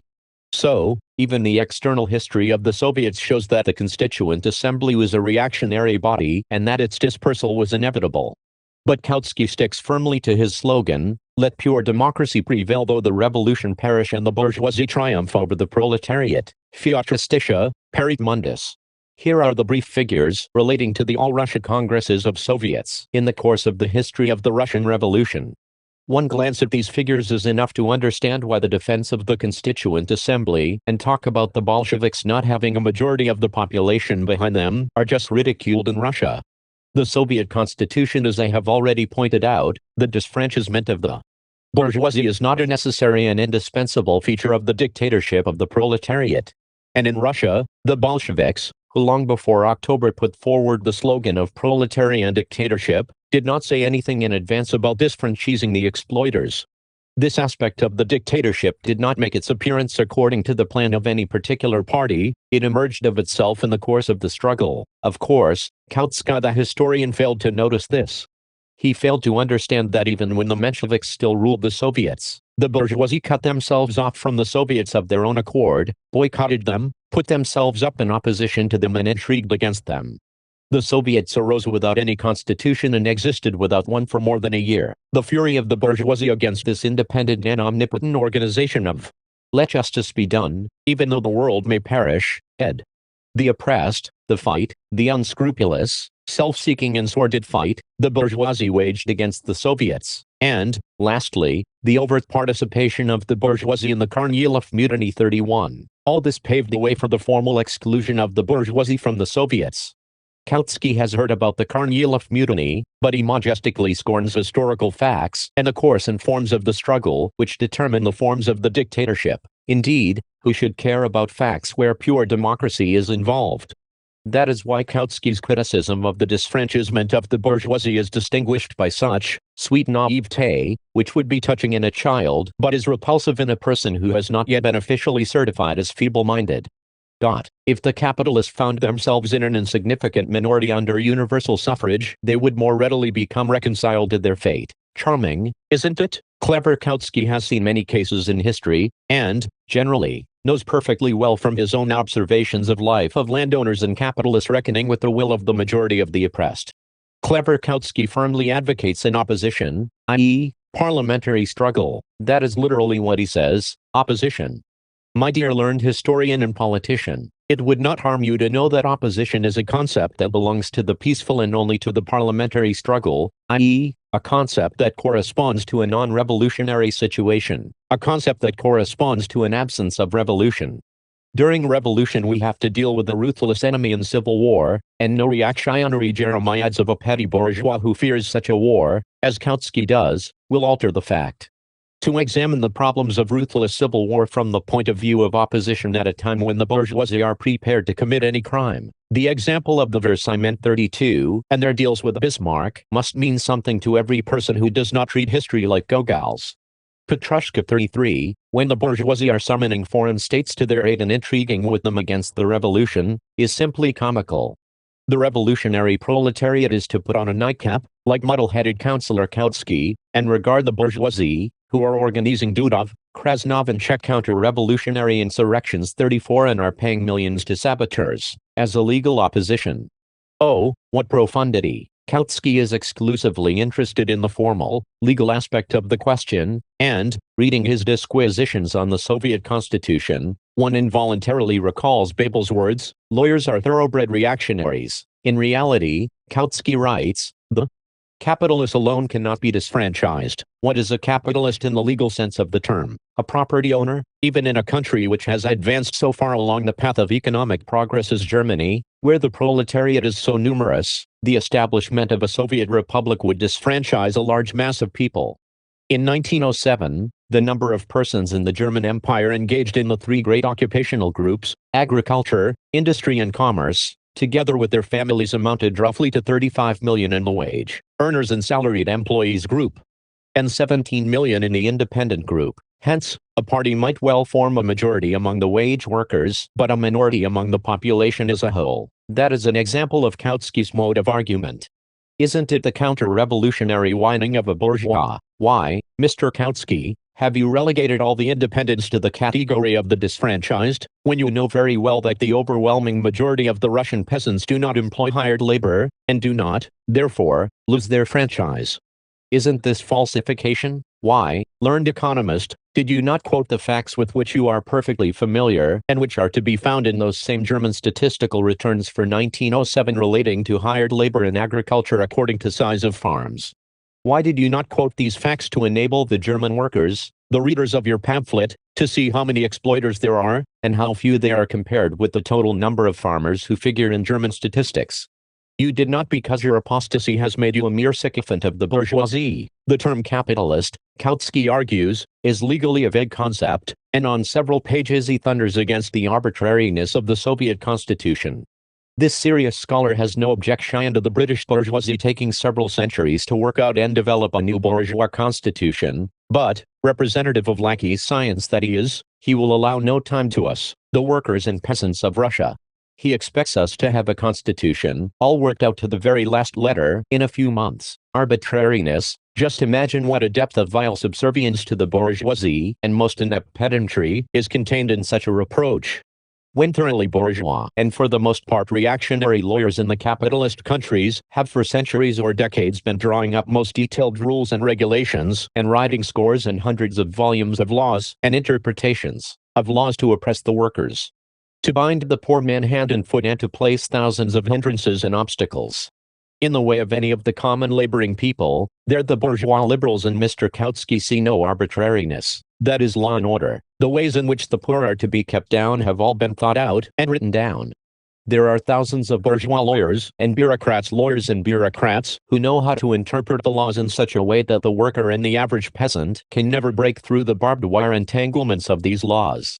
This is not arbitrariness on the part of the bourgeoisie, it is not the dictatorship of the sordid and self-seeking exploiters who are sucking the blood of the people.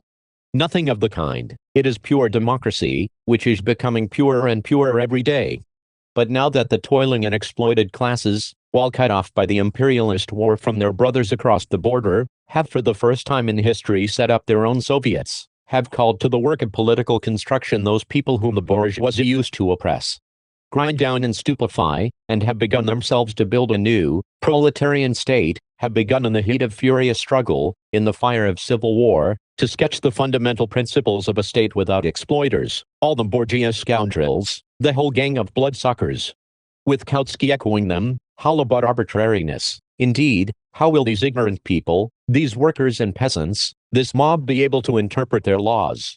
How can these common laborers acquire a sense of justice without the counsel of educated lawyers, of bourgeois writers, of the Kautskys and the wise old bureaucrats? Mr. Kautsky quotes from my speech of April 28, 1918, 35 the words, "The people themselves determine the procedure and the time of elections," and Kautsky, the pure Democrat, infers from this. Hence, it would mean that every assembly of electors may determine the procedure of elections at their own discretion. Arbitrariness and the opportunity of getting rid of undesirable opposition in the ranks of the proletariat itself would thus be carried to the extreme. Well, how does this differ from the talk of a hack hired by capitalists, who howls about the people oppressing industrious workers who are willing to work during a strike? Why is the bourgeois bureaucratic method of determining electoral procedure under pure bourgeois democracy not arbitrariness? Why should a sense of justice among the masses who have risen to fight their age-old exploiters and who are being educated and steeled in this desperate struggle be less than that of a handful of bureaucrats, intellectuals and lawyers brought up in bourgeois prejudices?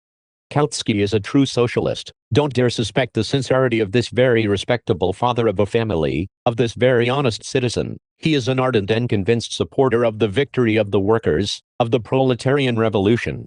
All he wants is that the honey-mouthed, petty bourgeois intellectuals and philistines in nightcaps should first, before the masses begin to move, before they start a furious battle with the exploiters, and certainly without civil war, draw up a moderate and precise set of rules for the development of the revolution. Burning with profound moral indignation, our most learned Judah Sklavlyov 36 tells the German workers that on June 14, 1918, the All-Russia Central Executive Committee of Soviets resolved to expel the representatives of the Right Socialist Revolutionary Party and the Mensheviks from the Soviets. This measure, writes Judah Kautsky, all afire with noble indignation, is not directed against definite persons guilty of definite punishable offenses. The Constitution of the Soviet Republic does not contain a single word about the immunity of Soviet deputies. It is not definite persons, but definite parties that are expelled from the Soviets. Yes, that is really awful, an intolerable departure from pure democracy, according to the rules of which our revolutionary Judah Kautsky will make the revolution. We Russian Bolsheviks should first have guaranteed immunity to the Savinkhovs and Company, to the Libertins, 37 Patrasovs and Company. Then drawn up a criminal code proclaiming participation in the Czech counter-revolutionary war, or any alliance with the German imperialists in the Ukraine or in Georgia against the workers of one's own country, to be punishable offenses, and only then, on the basis of this criminal code, would we be entitled, in accordance with the principles of pure democracy, to expel definite persons from the Soviets. It goes without saying that the Czechs, who are subsidized by the British and French capitalists through the medium of the Savinkhovs, Patrasovs and Libertins, and the Krasnovs who receive ammunition from the Germans through the medium of the Ukrainian and Tiflis Mensheviks, would have sat quietly waiting until we were ready with our proper criminal code, and, like the purest Democrats they are, would have confined themselves to the role of an opposition. No less profound moral indignation is aroused in Kautsky's breast by the fact that the Soviet constitution disfranchises all those who employ hired labor with a view to profit. A home worker, or a small master employing only one journeyman, Kautsky writes, may live and feel quite like a proletarian, but he has no vote. What a departure from pure democracy! What an injustice! True, Up to now all Marxists have thought, and thousands of facts have proved it, that the small masters were the most unscrupulous and grasping exploiters of hired labor. But our Judas Kautsky takes the small masters not as a class but as single individuals, exploiters who live and feel quite like proletarians. The famous thrifty Agnes, who was considered dead and buried long ago, has come to life again under Kautsky's pen. This thrifty Agnes was invented and launched into German literature some decades ago by that pure democrat, the bourgeois Eugen Richter. He predicted untold calamities that would follow the dictatorship of the proletariat, the confiscation of the capital of the exploiters, and asked with an innocent air, "What is a capitalist in the legal sense of the term?" He took as an example a poor, thrifty seamstress, whom the wicked proletarian dictators rob of her last farthing. There was a time when all German social democrats used to poke fun at this thrifty Agnes of the pure democrat, Eugen Richter. But that was a long, long time ago, when Babel, who was quite frank and open about there being many national liberals 39 in his party, was still alive. That was very long ago, when Kautsky was not yet a renegade. Now thrifty Agnes has come to life again in the person of the small master who employs only one journeyman and who lives and feels quite like a proletarian. The wicked Bolsheviks are wronging him, depriving him of his vote. It is true that every assembly of electors in the Soviet Republic, as Kautsky tells us, may admit into its midst a poor little master who, for instance, may be connected with this or that factory, if, by way of an exception, he is not an exploiter. And if he really lives and feels quite like a proletarian. But can one rely on the knowledge of life, on the sense of justice of an irregular factory meeting of common workers, acting without a written code? Would it not clearly be better to grant the vote to all exploiters, to all who employ hired labor, rather than risk the possibility of thrifty Agnes in the small master who lives and feels quite like a proletarian being wronged by the workers?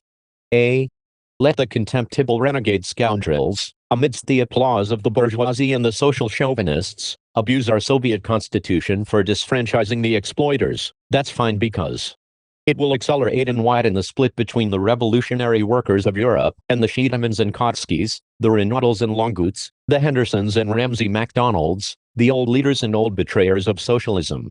The mass of the oppressed classes, the class-conscious and honest revolutionary proletarian leaders will be on our side.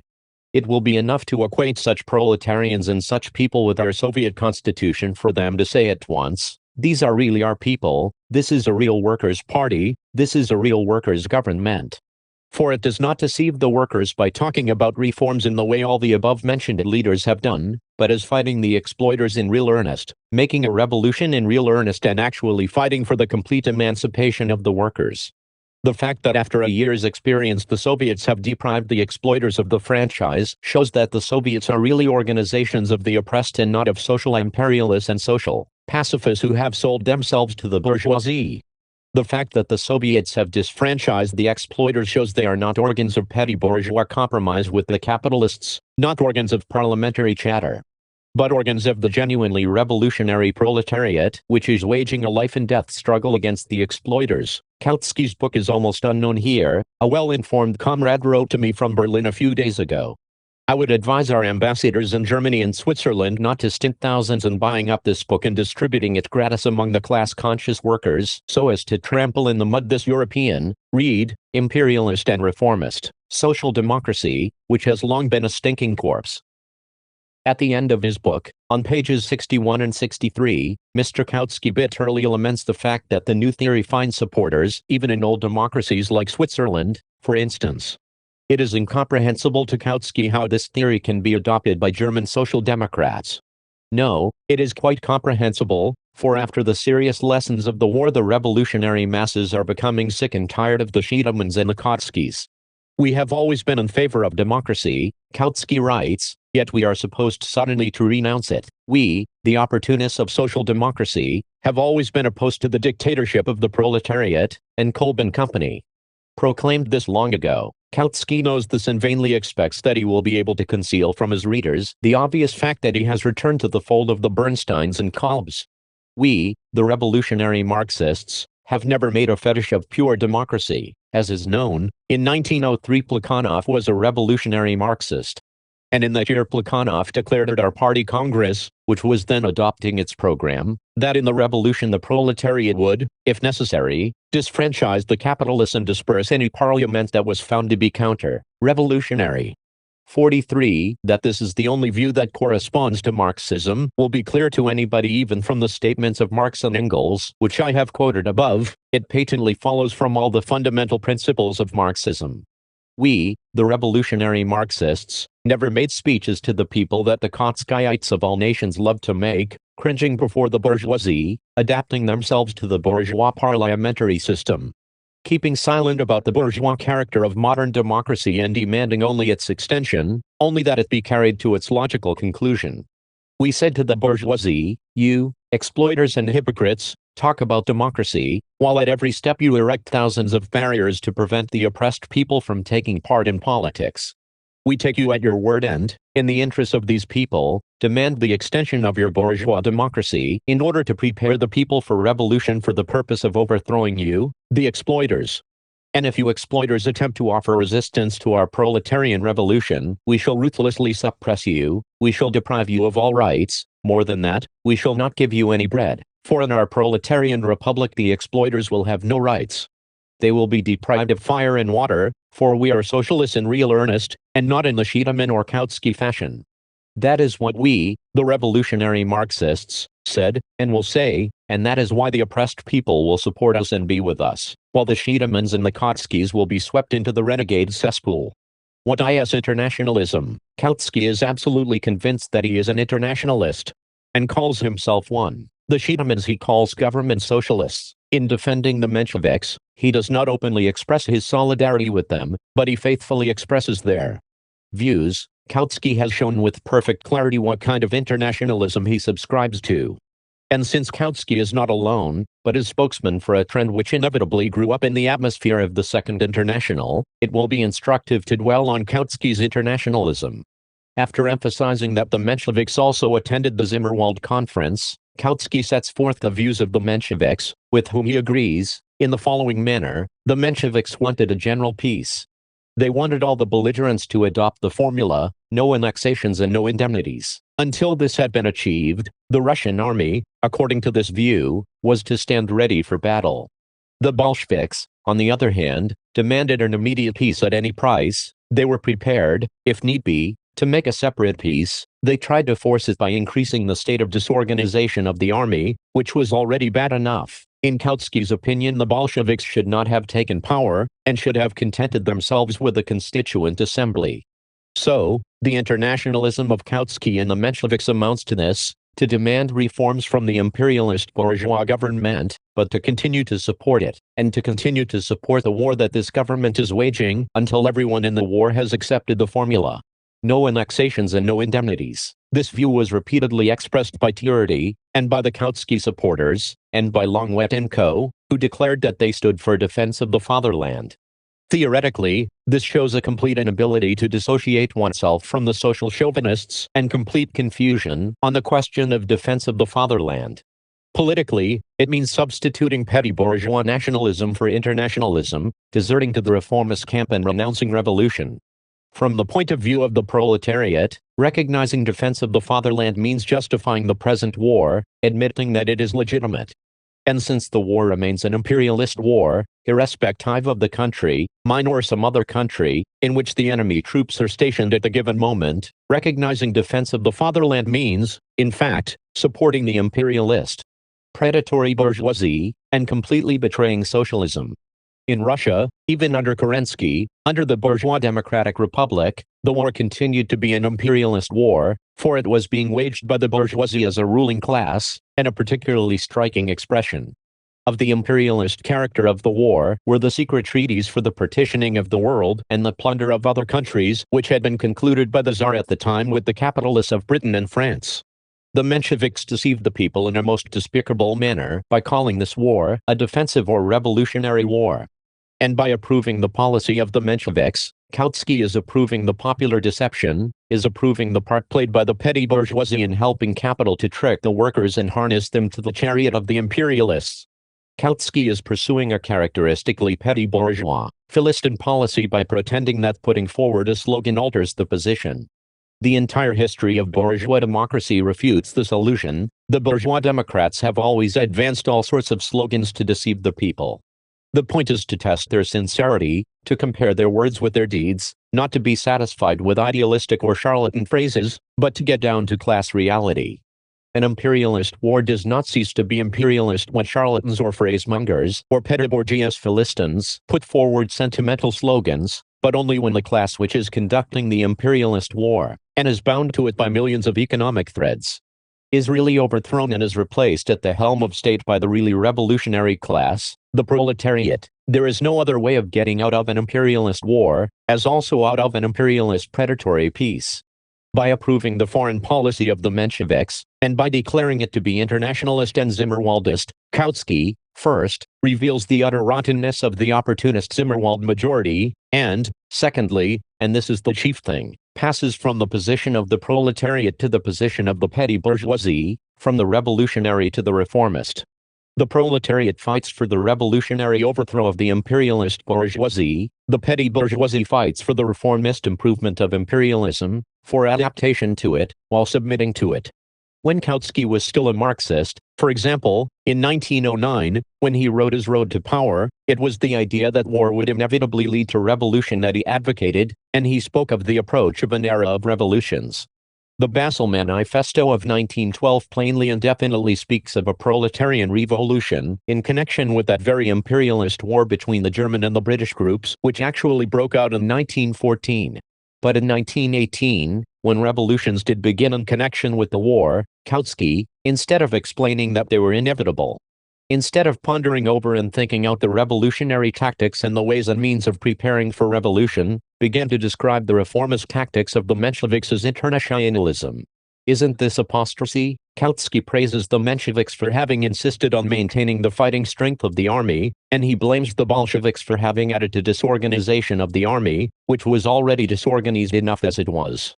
This means praising reformism and submission to the imperialist bourgeoisie, and blaming and renouncing revolution. For under Kerensky, maintaining the fighting strength of the army meant its preservation under bourgeois command. Everybody knows, and the progress of events has strikingly confirmed it, that this Republican army preserved the Kornilov spirit because its officers were Kornilov men.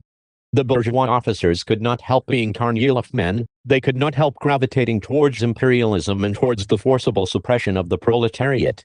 All that the Menshevik tactics amounted to in practice was to leave all the foundations of the imperialist war and all the foundations of the bourgeois dictatorship intact, to patch up details and to daub over a few trifles. On the other hand, not a single great revolution has ever taken place, or ever can take place, without the disorganization of the army. For the army is the most ossified instrument for supporting the old regime, the most hardened bulwark of bourgeois discipline, buttressing up the rule of capital, and preserving and fostering among the working people the servile spirit of submission and subjection to capital. Counter-revolution has never tolerated, and never could tolerate, armed workers side by side with the army. In France, Engels wrote, "The workers emerged armed from every revolution, therefore, the disarming of the workers was the first commandment for the bourgeoisie, who were at the helm of the state." 45 The armed workers were the embryo of a new army, the organized nucleus of a new social order. The first commandment of the bourgeoisie was to crush this nucleus and prevent it from growing. The first commandment of every victorious revolution, as Marx and Engels repeatedly emphasized, was to smash the old army, dissolve it and replace it by a new one. 46 A new social class, when rising to power, never could, and cannot now, attain power and consolidate it except by completely disintegrating the old army, except by passing through a most difficult and painful period without any army, and by gradually building up, in the midst of hard civil war, a new army, a new discipline, a new military organization of the new class. Formerly, Kautsky the historian understood this. Now, Kautsky the renegade has forgotten it. What right has Kautsky to call the Shetaman's government socialists if he approves of the tactics of the Mensheviks in the Russian Revolution? In supporting Kerensky and joining his ministry, the Mensheviks were also government socialists. Kautsky could not escape this conclusion if he were to put the question as to which is the ruling class that is waging the imperialist war. But Kautsky avoids raising the question about the ruling class, a question that is imperative for a Marxist, for the mere raising of it would expose the renegade. The Kautsky supporters in Germany, the Longuet supporters in France, and Tierney and Company in Italy argue in this way: socialism presupposes the equality and freedom of nations, their self-determination. Hence, when our country is attacked, or when enemy troops invade our territory, It is the right and duty of socialists to defend their country. But theoretically such an argument is either a sheer mockery of socialism or a fraudulent subterfuge, while from the point of view of practical politics, it coincides with the argument of the quite ignorant country yokel, who has even no conception of the social, class character of the war, and of the tasks of a revolutionary party during a reactionary war. Socialism is opposed to violence against nations. That is indisputable. But socialism is opposed to violence against men in general. Apart from Christian anarchists and Tolstoyans, however, no one has yet drawn the conclusion from this that socialism is opposed to revolutionary violence. So, to talk about violence in general, without examining the conditions which distinguish reactionary from revolutionary violence, means being a Philistine who renounces revolution, or else it means simply deceiving oneself and others by sophistry. The same holds true of violence against nations. Every war is violence against nations, but that does not prevent socialists from being in favor of a revolutionary war. The class character of war, that is the fundamental question which confronts a socialist. The imperialist war of 191,418 is a war between two groups of the imperialist bourgeoisie, for the division of the world, for the division of the booty, and for the plunder and strangulation of small and weak nations. This was the appraisal of the impending war given in the Basel Manifesto in 1912, and it has been confirmed by the facts. Whoever departs from this view of war is not a socialist. If a German under Wilhelm or a Frenchman under Clemenceau says, "It is my right and duty as a socialist to defend my country if it is invaded by an enemy," he argues not like a socialist, not like an internationalist, not like a revolutionary proletarian, but like a petty bourgeois nationalist, because this argument ignores the revolutionary class struggle of the workers against capital. It ignores the appraisal of the war as a whole from the point of view of the world bourgeoisie and the world proletariat, that is, it ignores internationalism. And all that remains is miserable and narrow-minded nationalism. My country is being wronged, that is all I care about, that is what this argument amounts to, and that is where its petty bourgeois, nationalist narrow-mindedness lies. It is the same as if in regard to individual violence, violence against an individual, one were to argue that socialism is opposed to violence, and therefore I would rather be a traitor than go to prison. The Frenchman, German or Italian who says, socialism is opposed to violence against nations, therefore I defend myself when my country is invaded, betrays socialism and internationalism, because such a man sees only his own country. He puts his own bourgeoisie above everything else and does not give a thought to the international connections which make the war an imperialist war, and his bourgeoisie a link in the chain of imperialist plunder. All Philistines and all stupid and ignorant yokels argue in the same way as the renegade Kautsky supporters, Longwet supporters, Tiordi and company. The enemy has invaded my country, I don't care about anything else. The socialist, the revolutionary proletarian, the internationalist, argues differently. He says, the character of the war does not depend on who the attacker was, or in whose country the enemy is stationed, it depends on what class is waging the war, and on what politics this war is a continuation of. If the war is a reactionary, imperialist war, that is, if it is being waged by two world groups of the imperialist, rapacious, predatory, reactionary bourgeoisie, then every bourgeoisie becomes a participant in the plunder. And my duty as a representative of the revolutionary proletariat is to prepare for the world proletarian revolution as the only escape from the horrors of a world slaughter. I must argue, not from the point of view of my country, for that is the argument of a wretched, stupid, petty bourgeois nationalist who does not realize that he is only a plaything in the hands of the imperialist bourgeoisie, but from the point of view of my share in the preparation, in the propaganda, and in the acceleration of the world proletarian revolution. That is what internationalism means, and that is the duty of the internationalist, the revolutionary worker, the genuine socialist. That is the ABC that Kautsky the renegade has forgotten. And his apostasy becomes still more obvious when he passes from approving the tactics of the petty bourgeois nationalists to criticizing the Bolshevik tactics. Here is his criticism. The Bolshevik revolution was based on the assumption that it would become the starting point of a general European revolution, that the bold initiative of Russia would prompt the proletarians of all Europe to rise. On this assumption it was, of course, immaterial what forms the Russian separate peace would take, what hardships and territorial losses it would cause the Russian people, and what interpretation of the self-determination of nations it would give. At the time it was also immaterial whether Russia was able to defend herself or not. According to this view, the European Revolution would be the best protection of the Russian Revolution, and would bring complete and genuine self-determination to all peoples inhabiting the former Russian territory. A revolution in Europe, which would establish and consolidate socialism there, would also become the means of removing the obstacles that would arise in Russia in the way of the introduction of the socialist system of production owing to the economic backwardness of the country. All this was very logical and very sound, only if the main assumption were granted, namely, that the Russian Revolution would infallibly let loose a European revolution. But what if that did not happen? So far the assumption has not been justified. And the proletarians of Europe are now being accused of having abandoned and betrayed the Russian Revolution. This is an accusation leveled against unknown persons, for who is to be held responsible for the behavior of the European proletariat? And Kautsky then goes on to explain at great length that Marx, Engels and Bebel were more than once mistaken about the advent of revolution they had anticipated, but that they never based their tactics on the expectation of a revolution at a definite date, whereas, he says, the Bolsheviks staked everything on one card, on a general European revolution.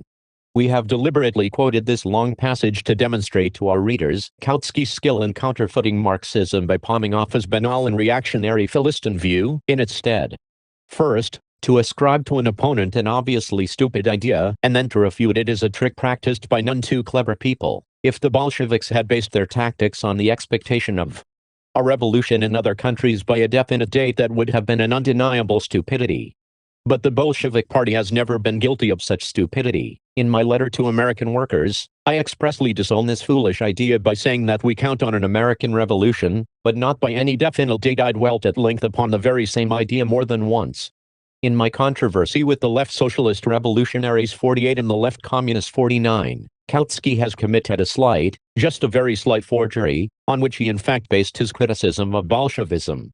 Kautsky has confused tactics based on the expectation of a European revolution in the more or less near future, but not at a definite date, with tactics based on the expectation of a European revolution at a definite date.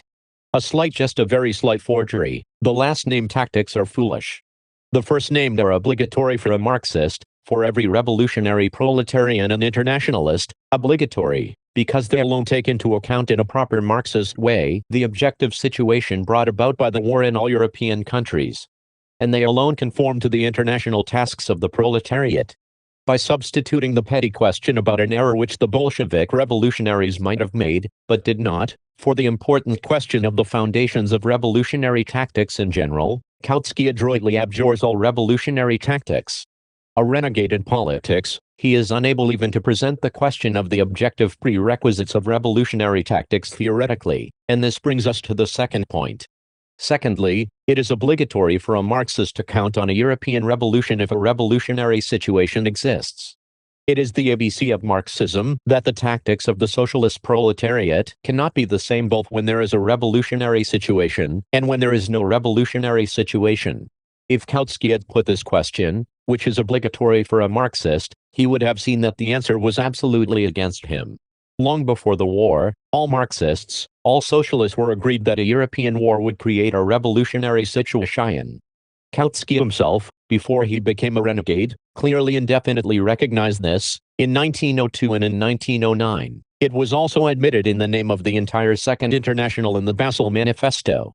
No wonder the social chauvinists and Kautsky supporters of all countries shun like the plague the declarations of the Basel Manifesto on this score. So, the expectation of a revolutionary situation in Europe was not an infatuation of the Bolsheviks, but the general opinion of all Marxists.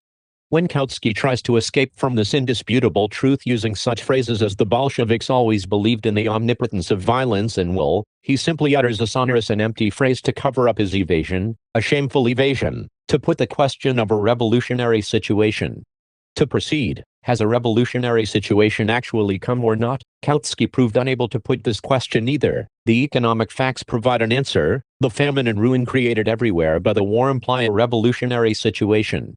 The political facts also provide an answer. Ever since 1915 a splitting process has been evident in all countries within the old and decayed socialist parties, a process of departure of the mass of the proletariat from the social, chauvinist leaders to the left, to revolutionary ideas and sentiments, to revolutionary leaders. Only a person who dreads revolution and betrays it could have failed to see these facts on August 5, 1918, when Kautsky was writing his pamphlet.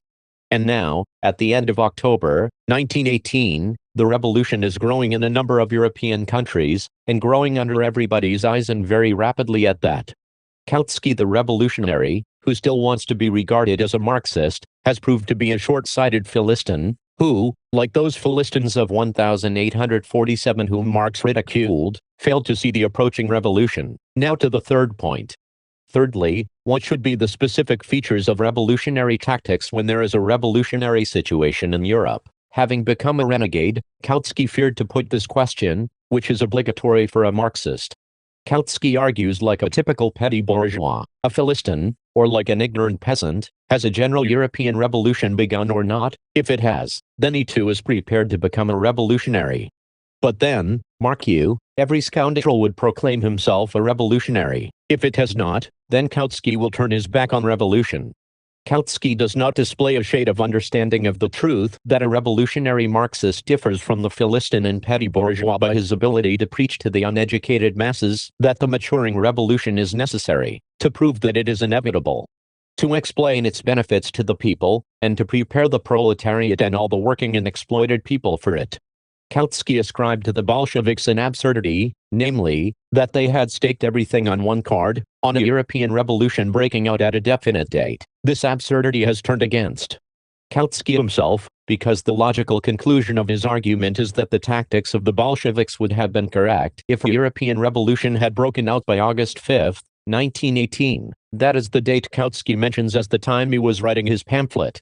And when, a few weeks after this August 5, it became clear that revolution was coming in a number of European countries, the whole apostasy of Kautsky, his whole falsification of Marxism, and his utter inability to reason or even to present science in a revolutionary manner, became revealed in all their charm. When the proletarians of Europe are accused of treachery, Kautsky writes, it is an accusation leveled at unknown persons. You are mistaken, Mr. Kautsky. Look in the mirror and you will see those unknown persons against whom this accusation is leveled. Kautsky assumes an air of naivete and pretends not to understand who leveled the accusation, and its meaning.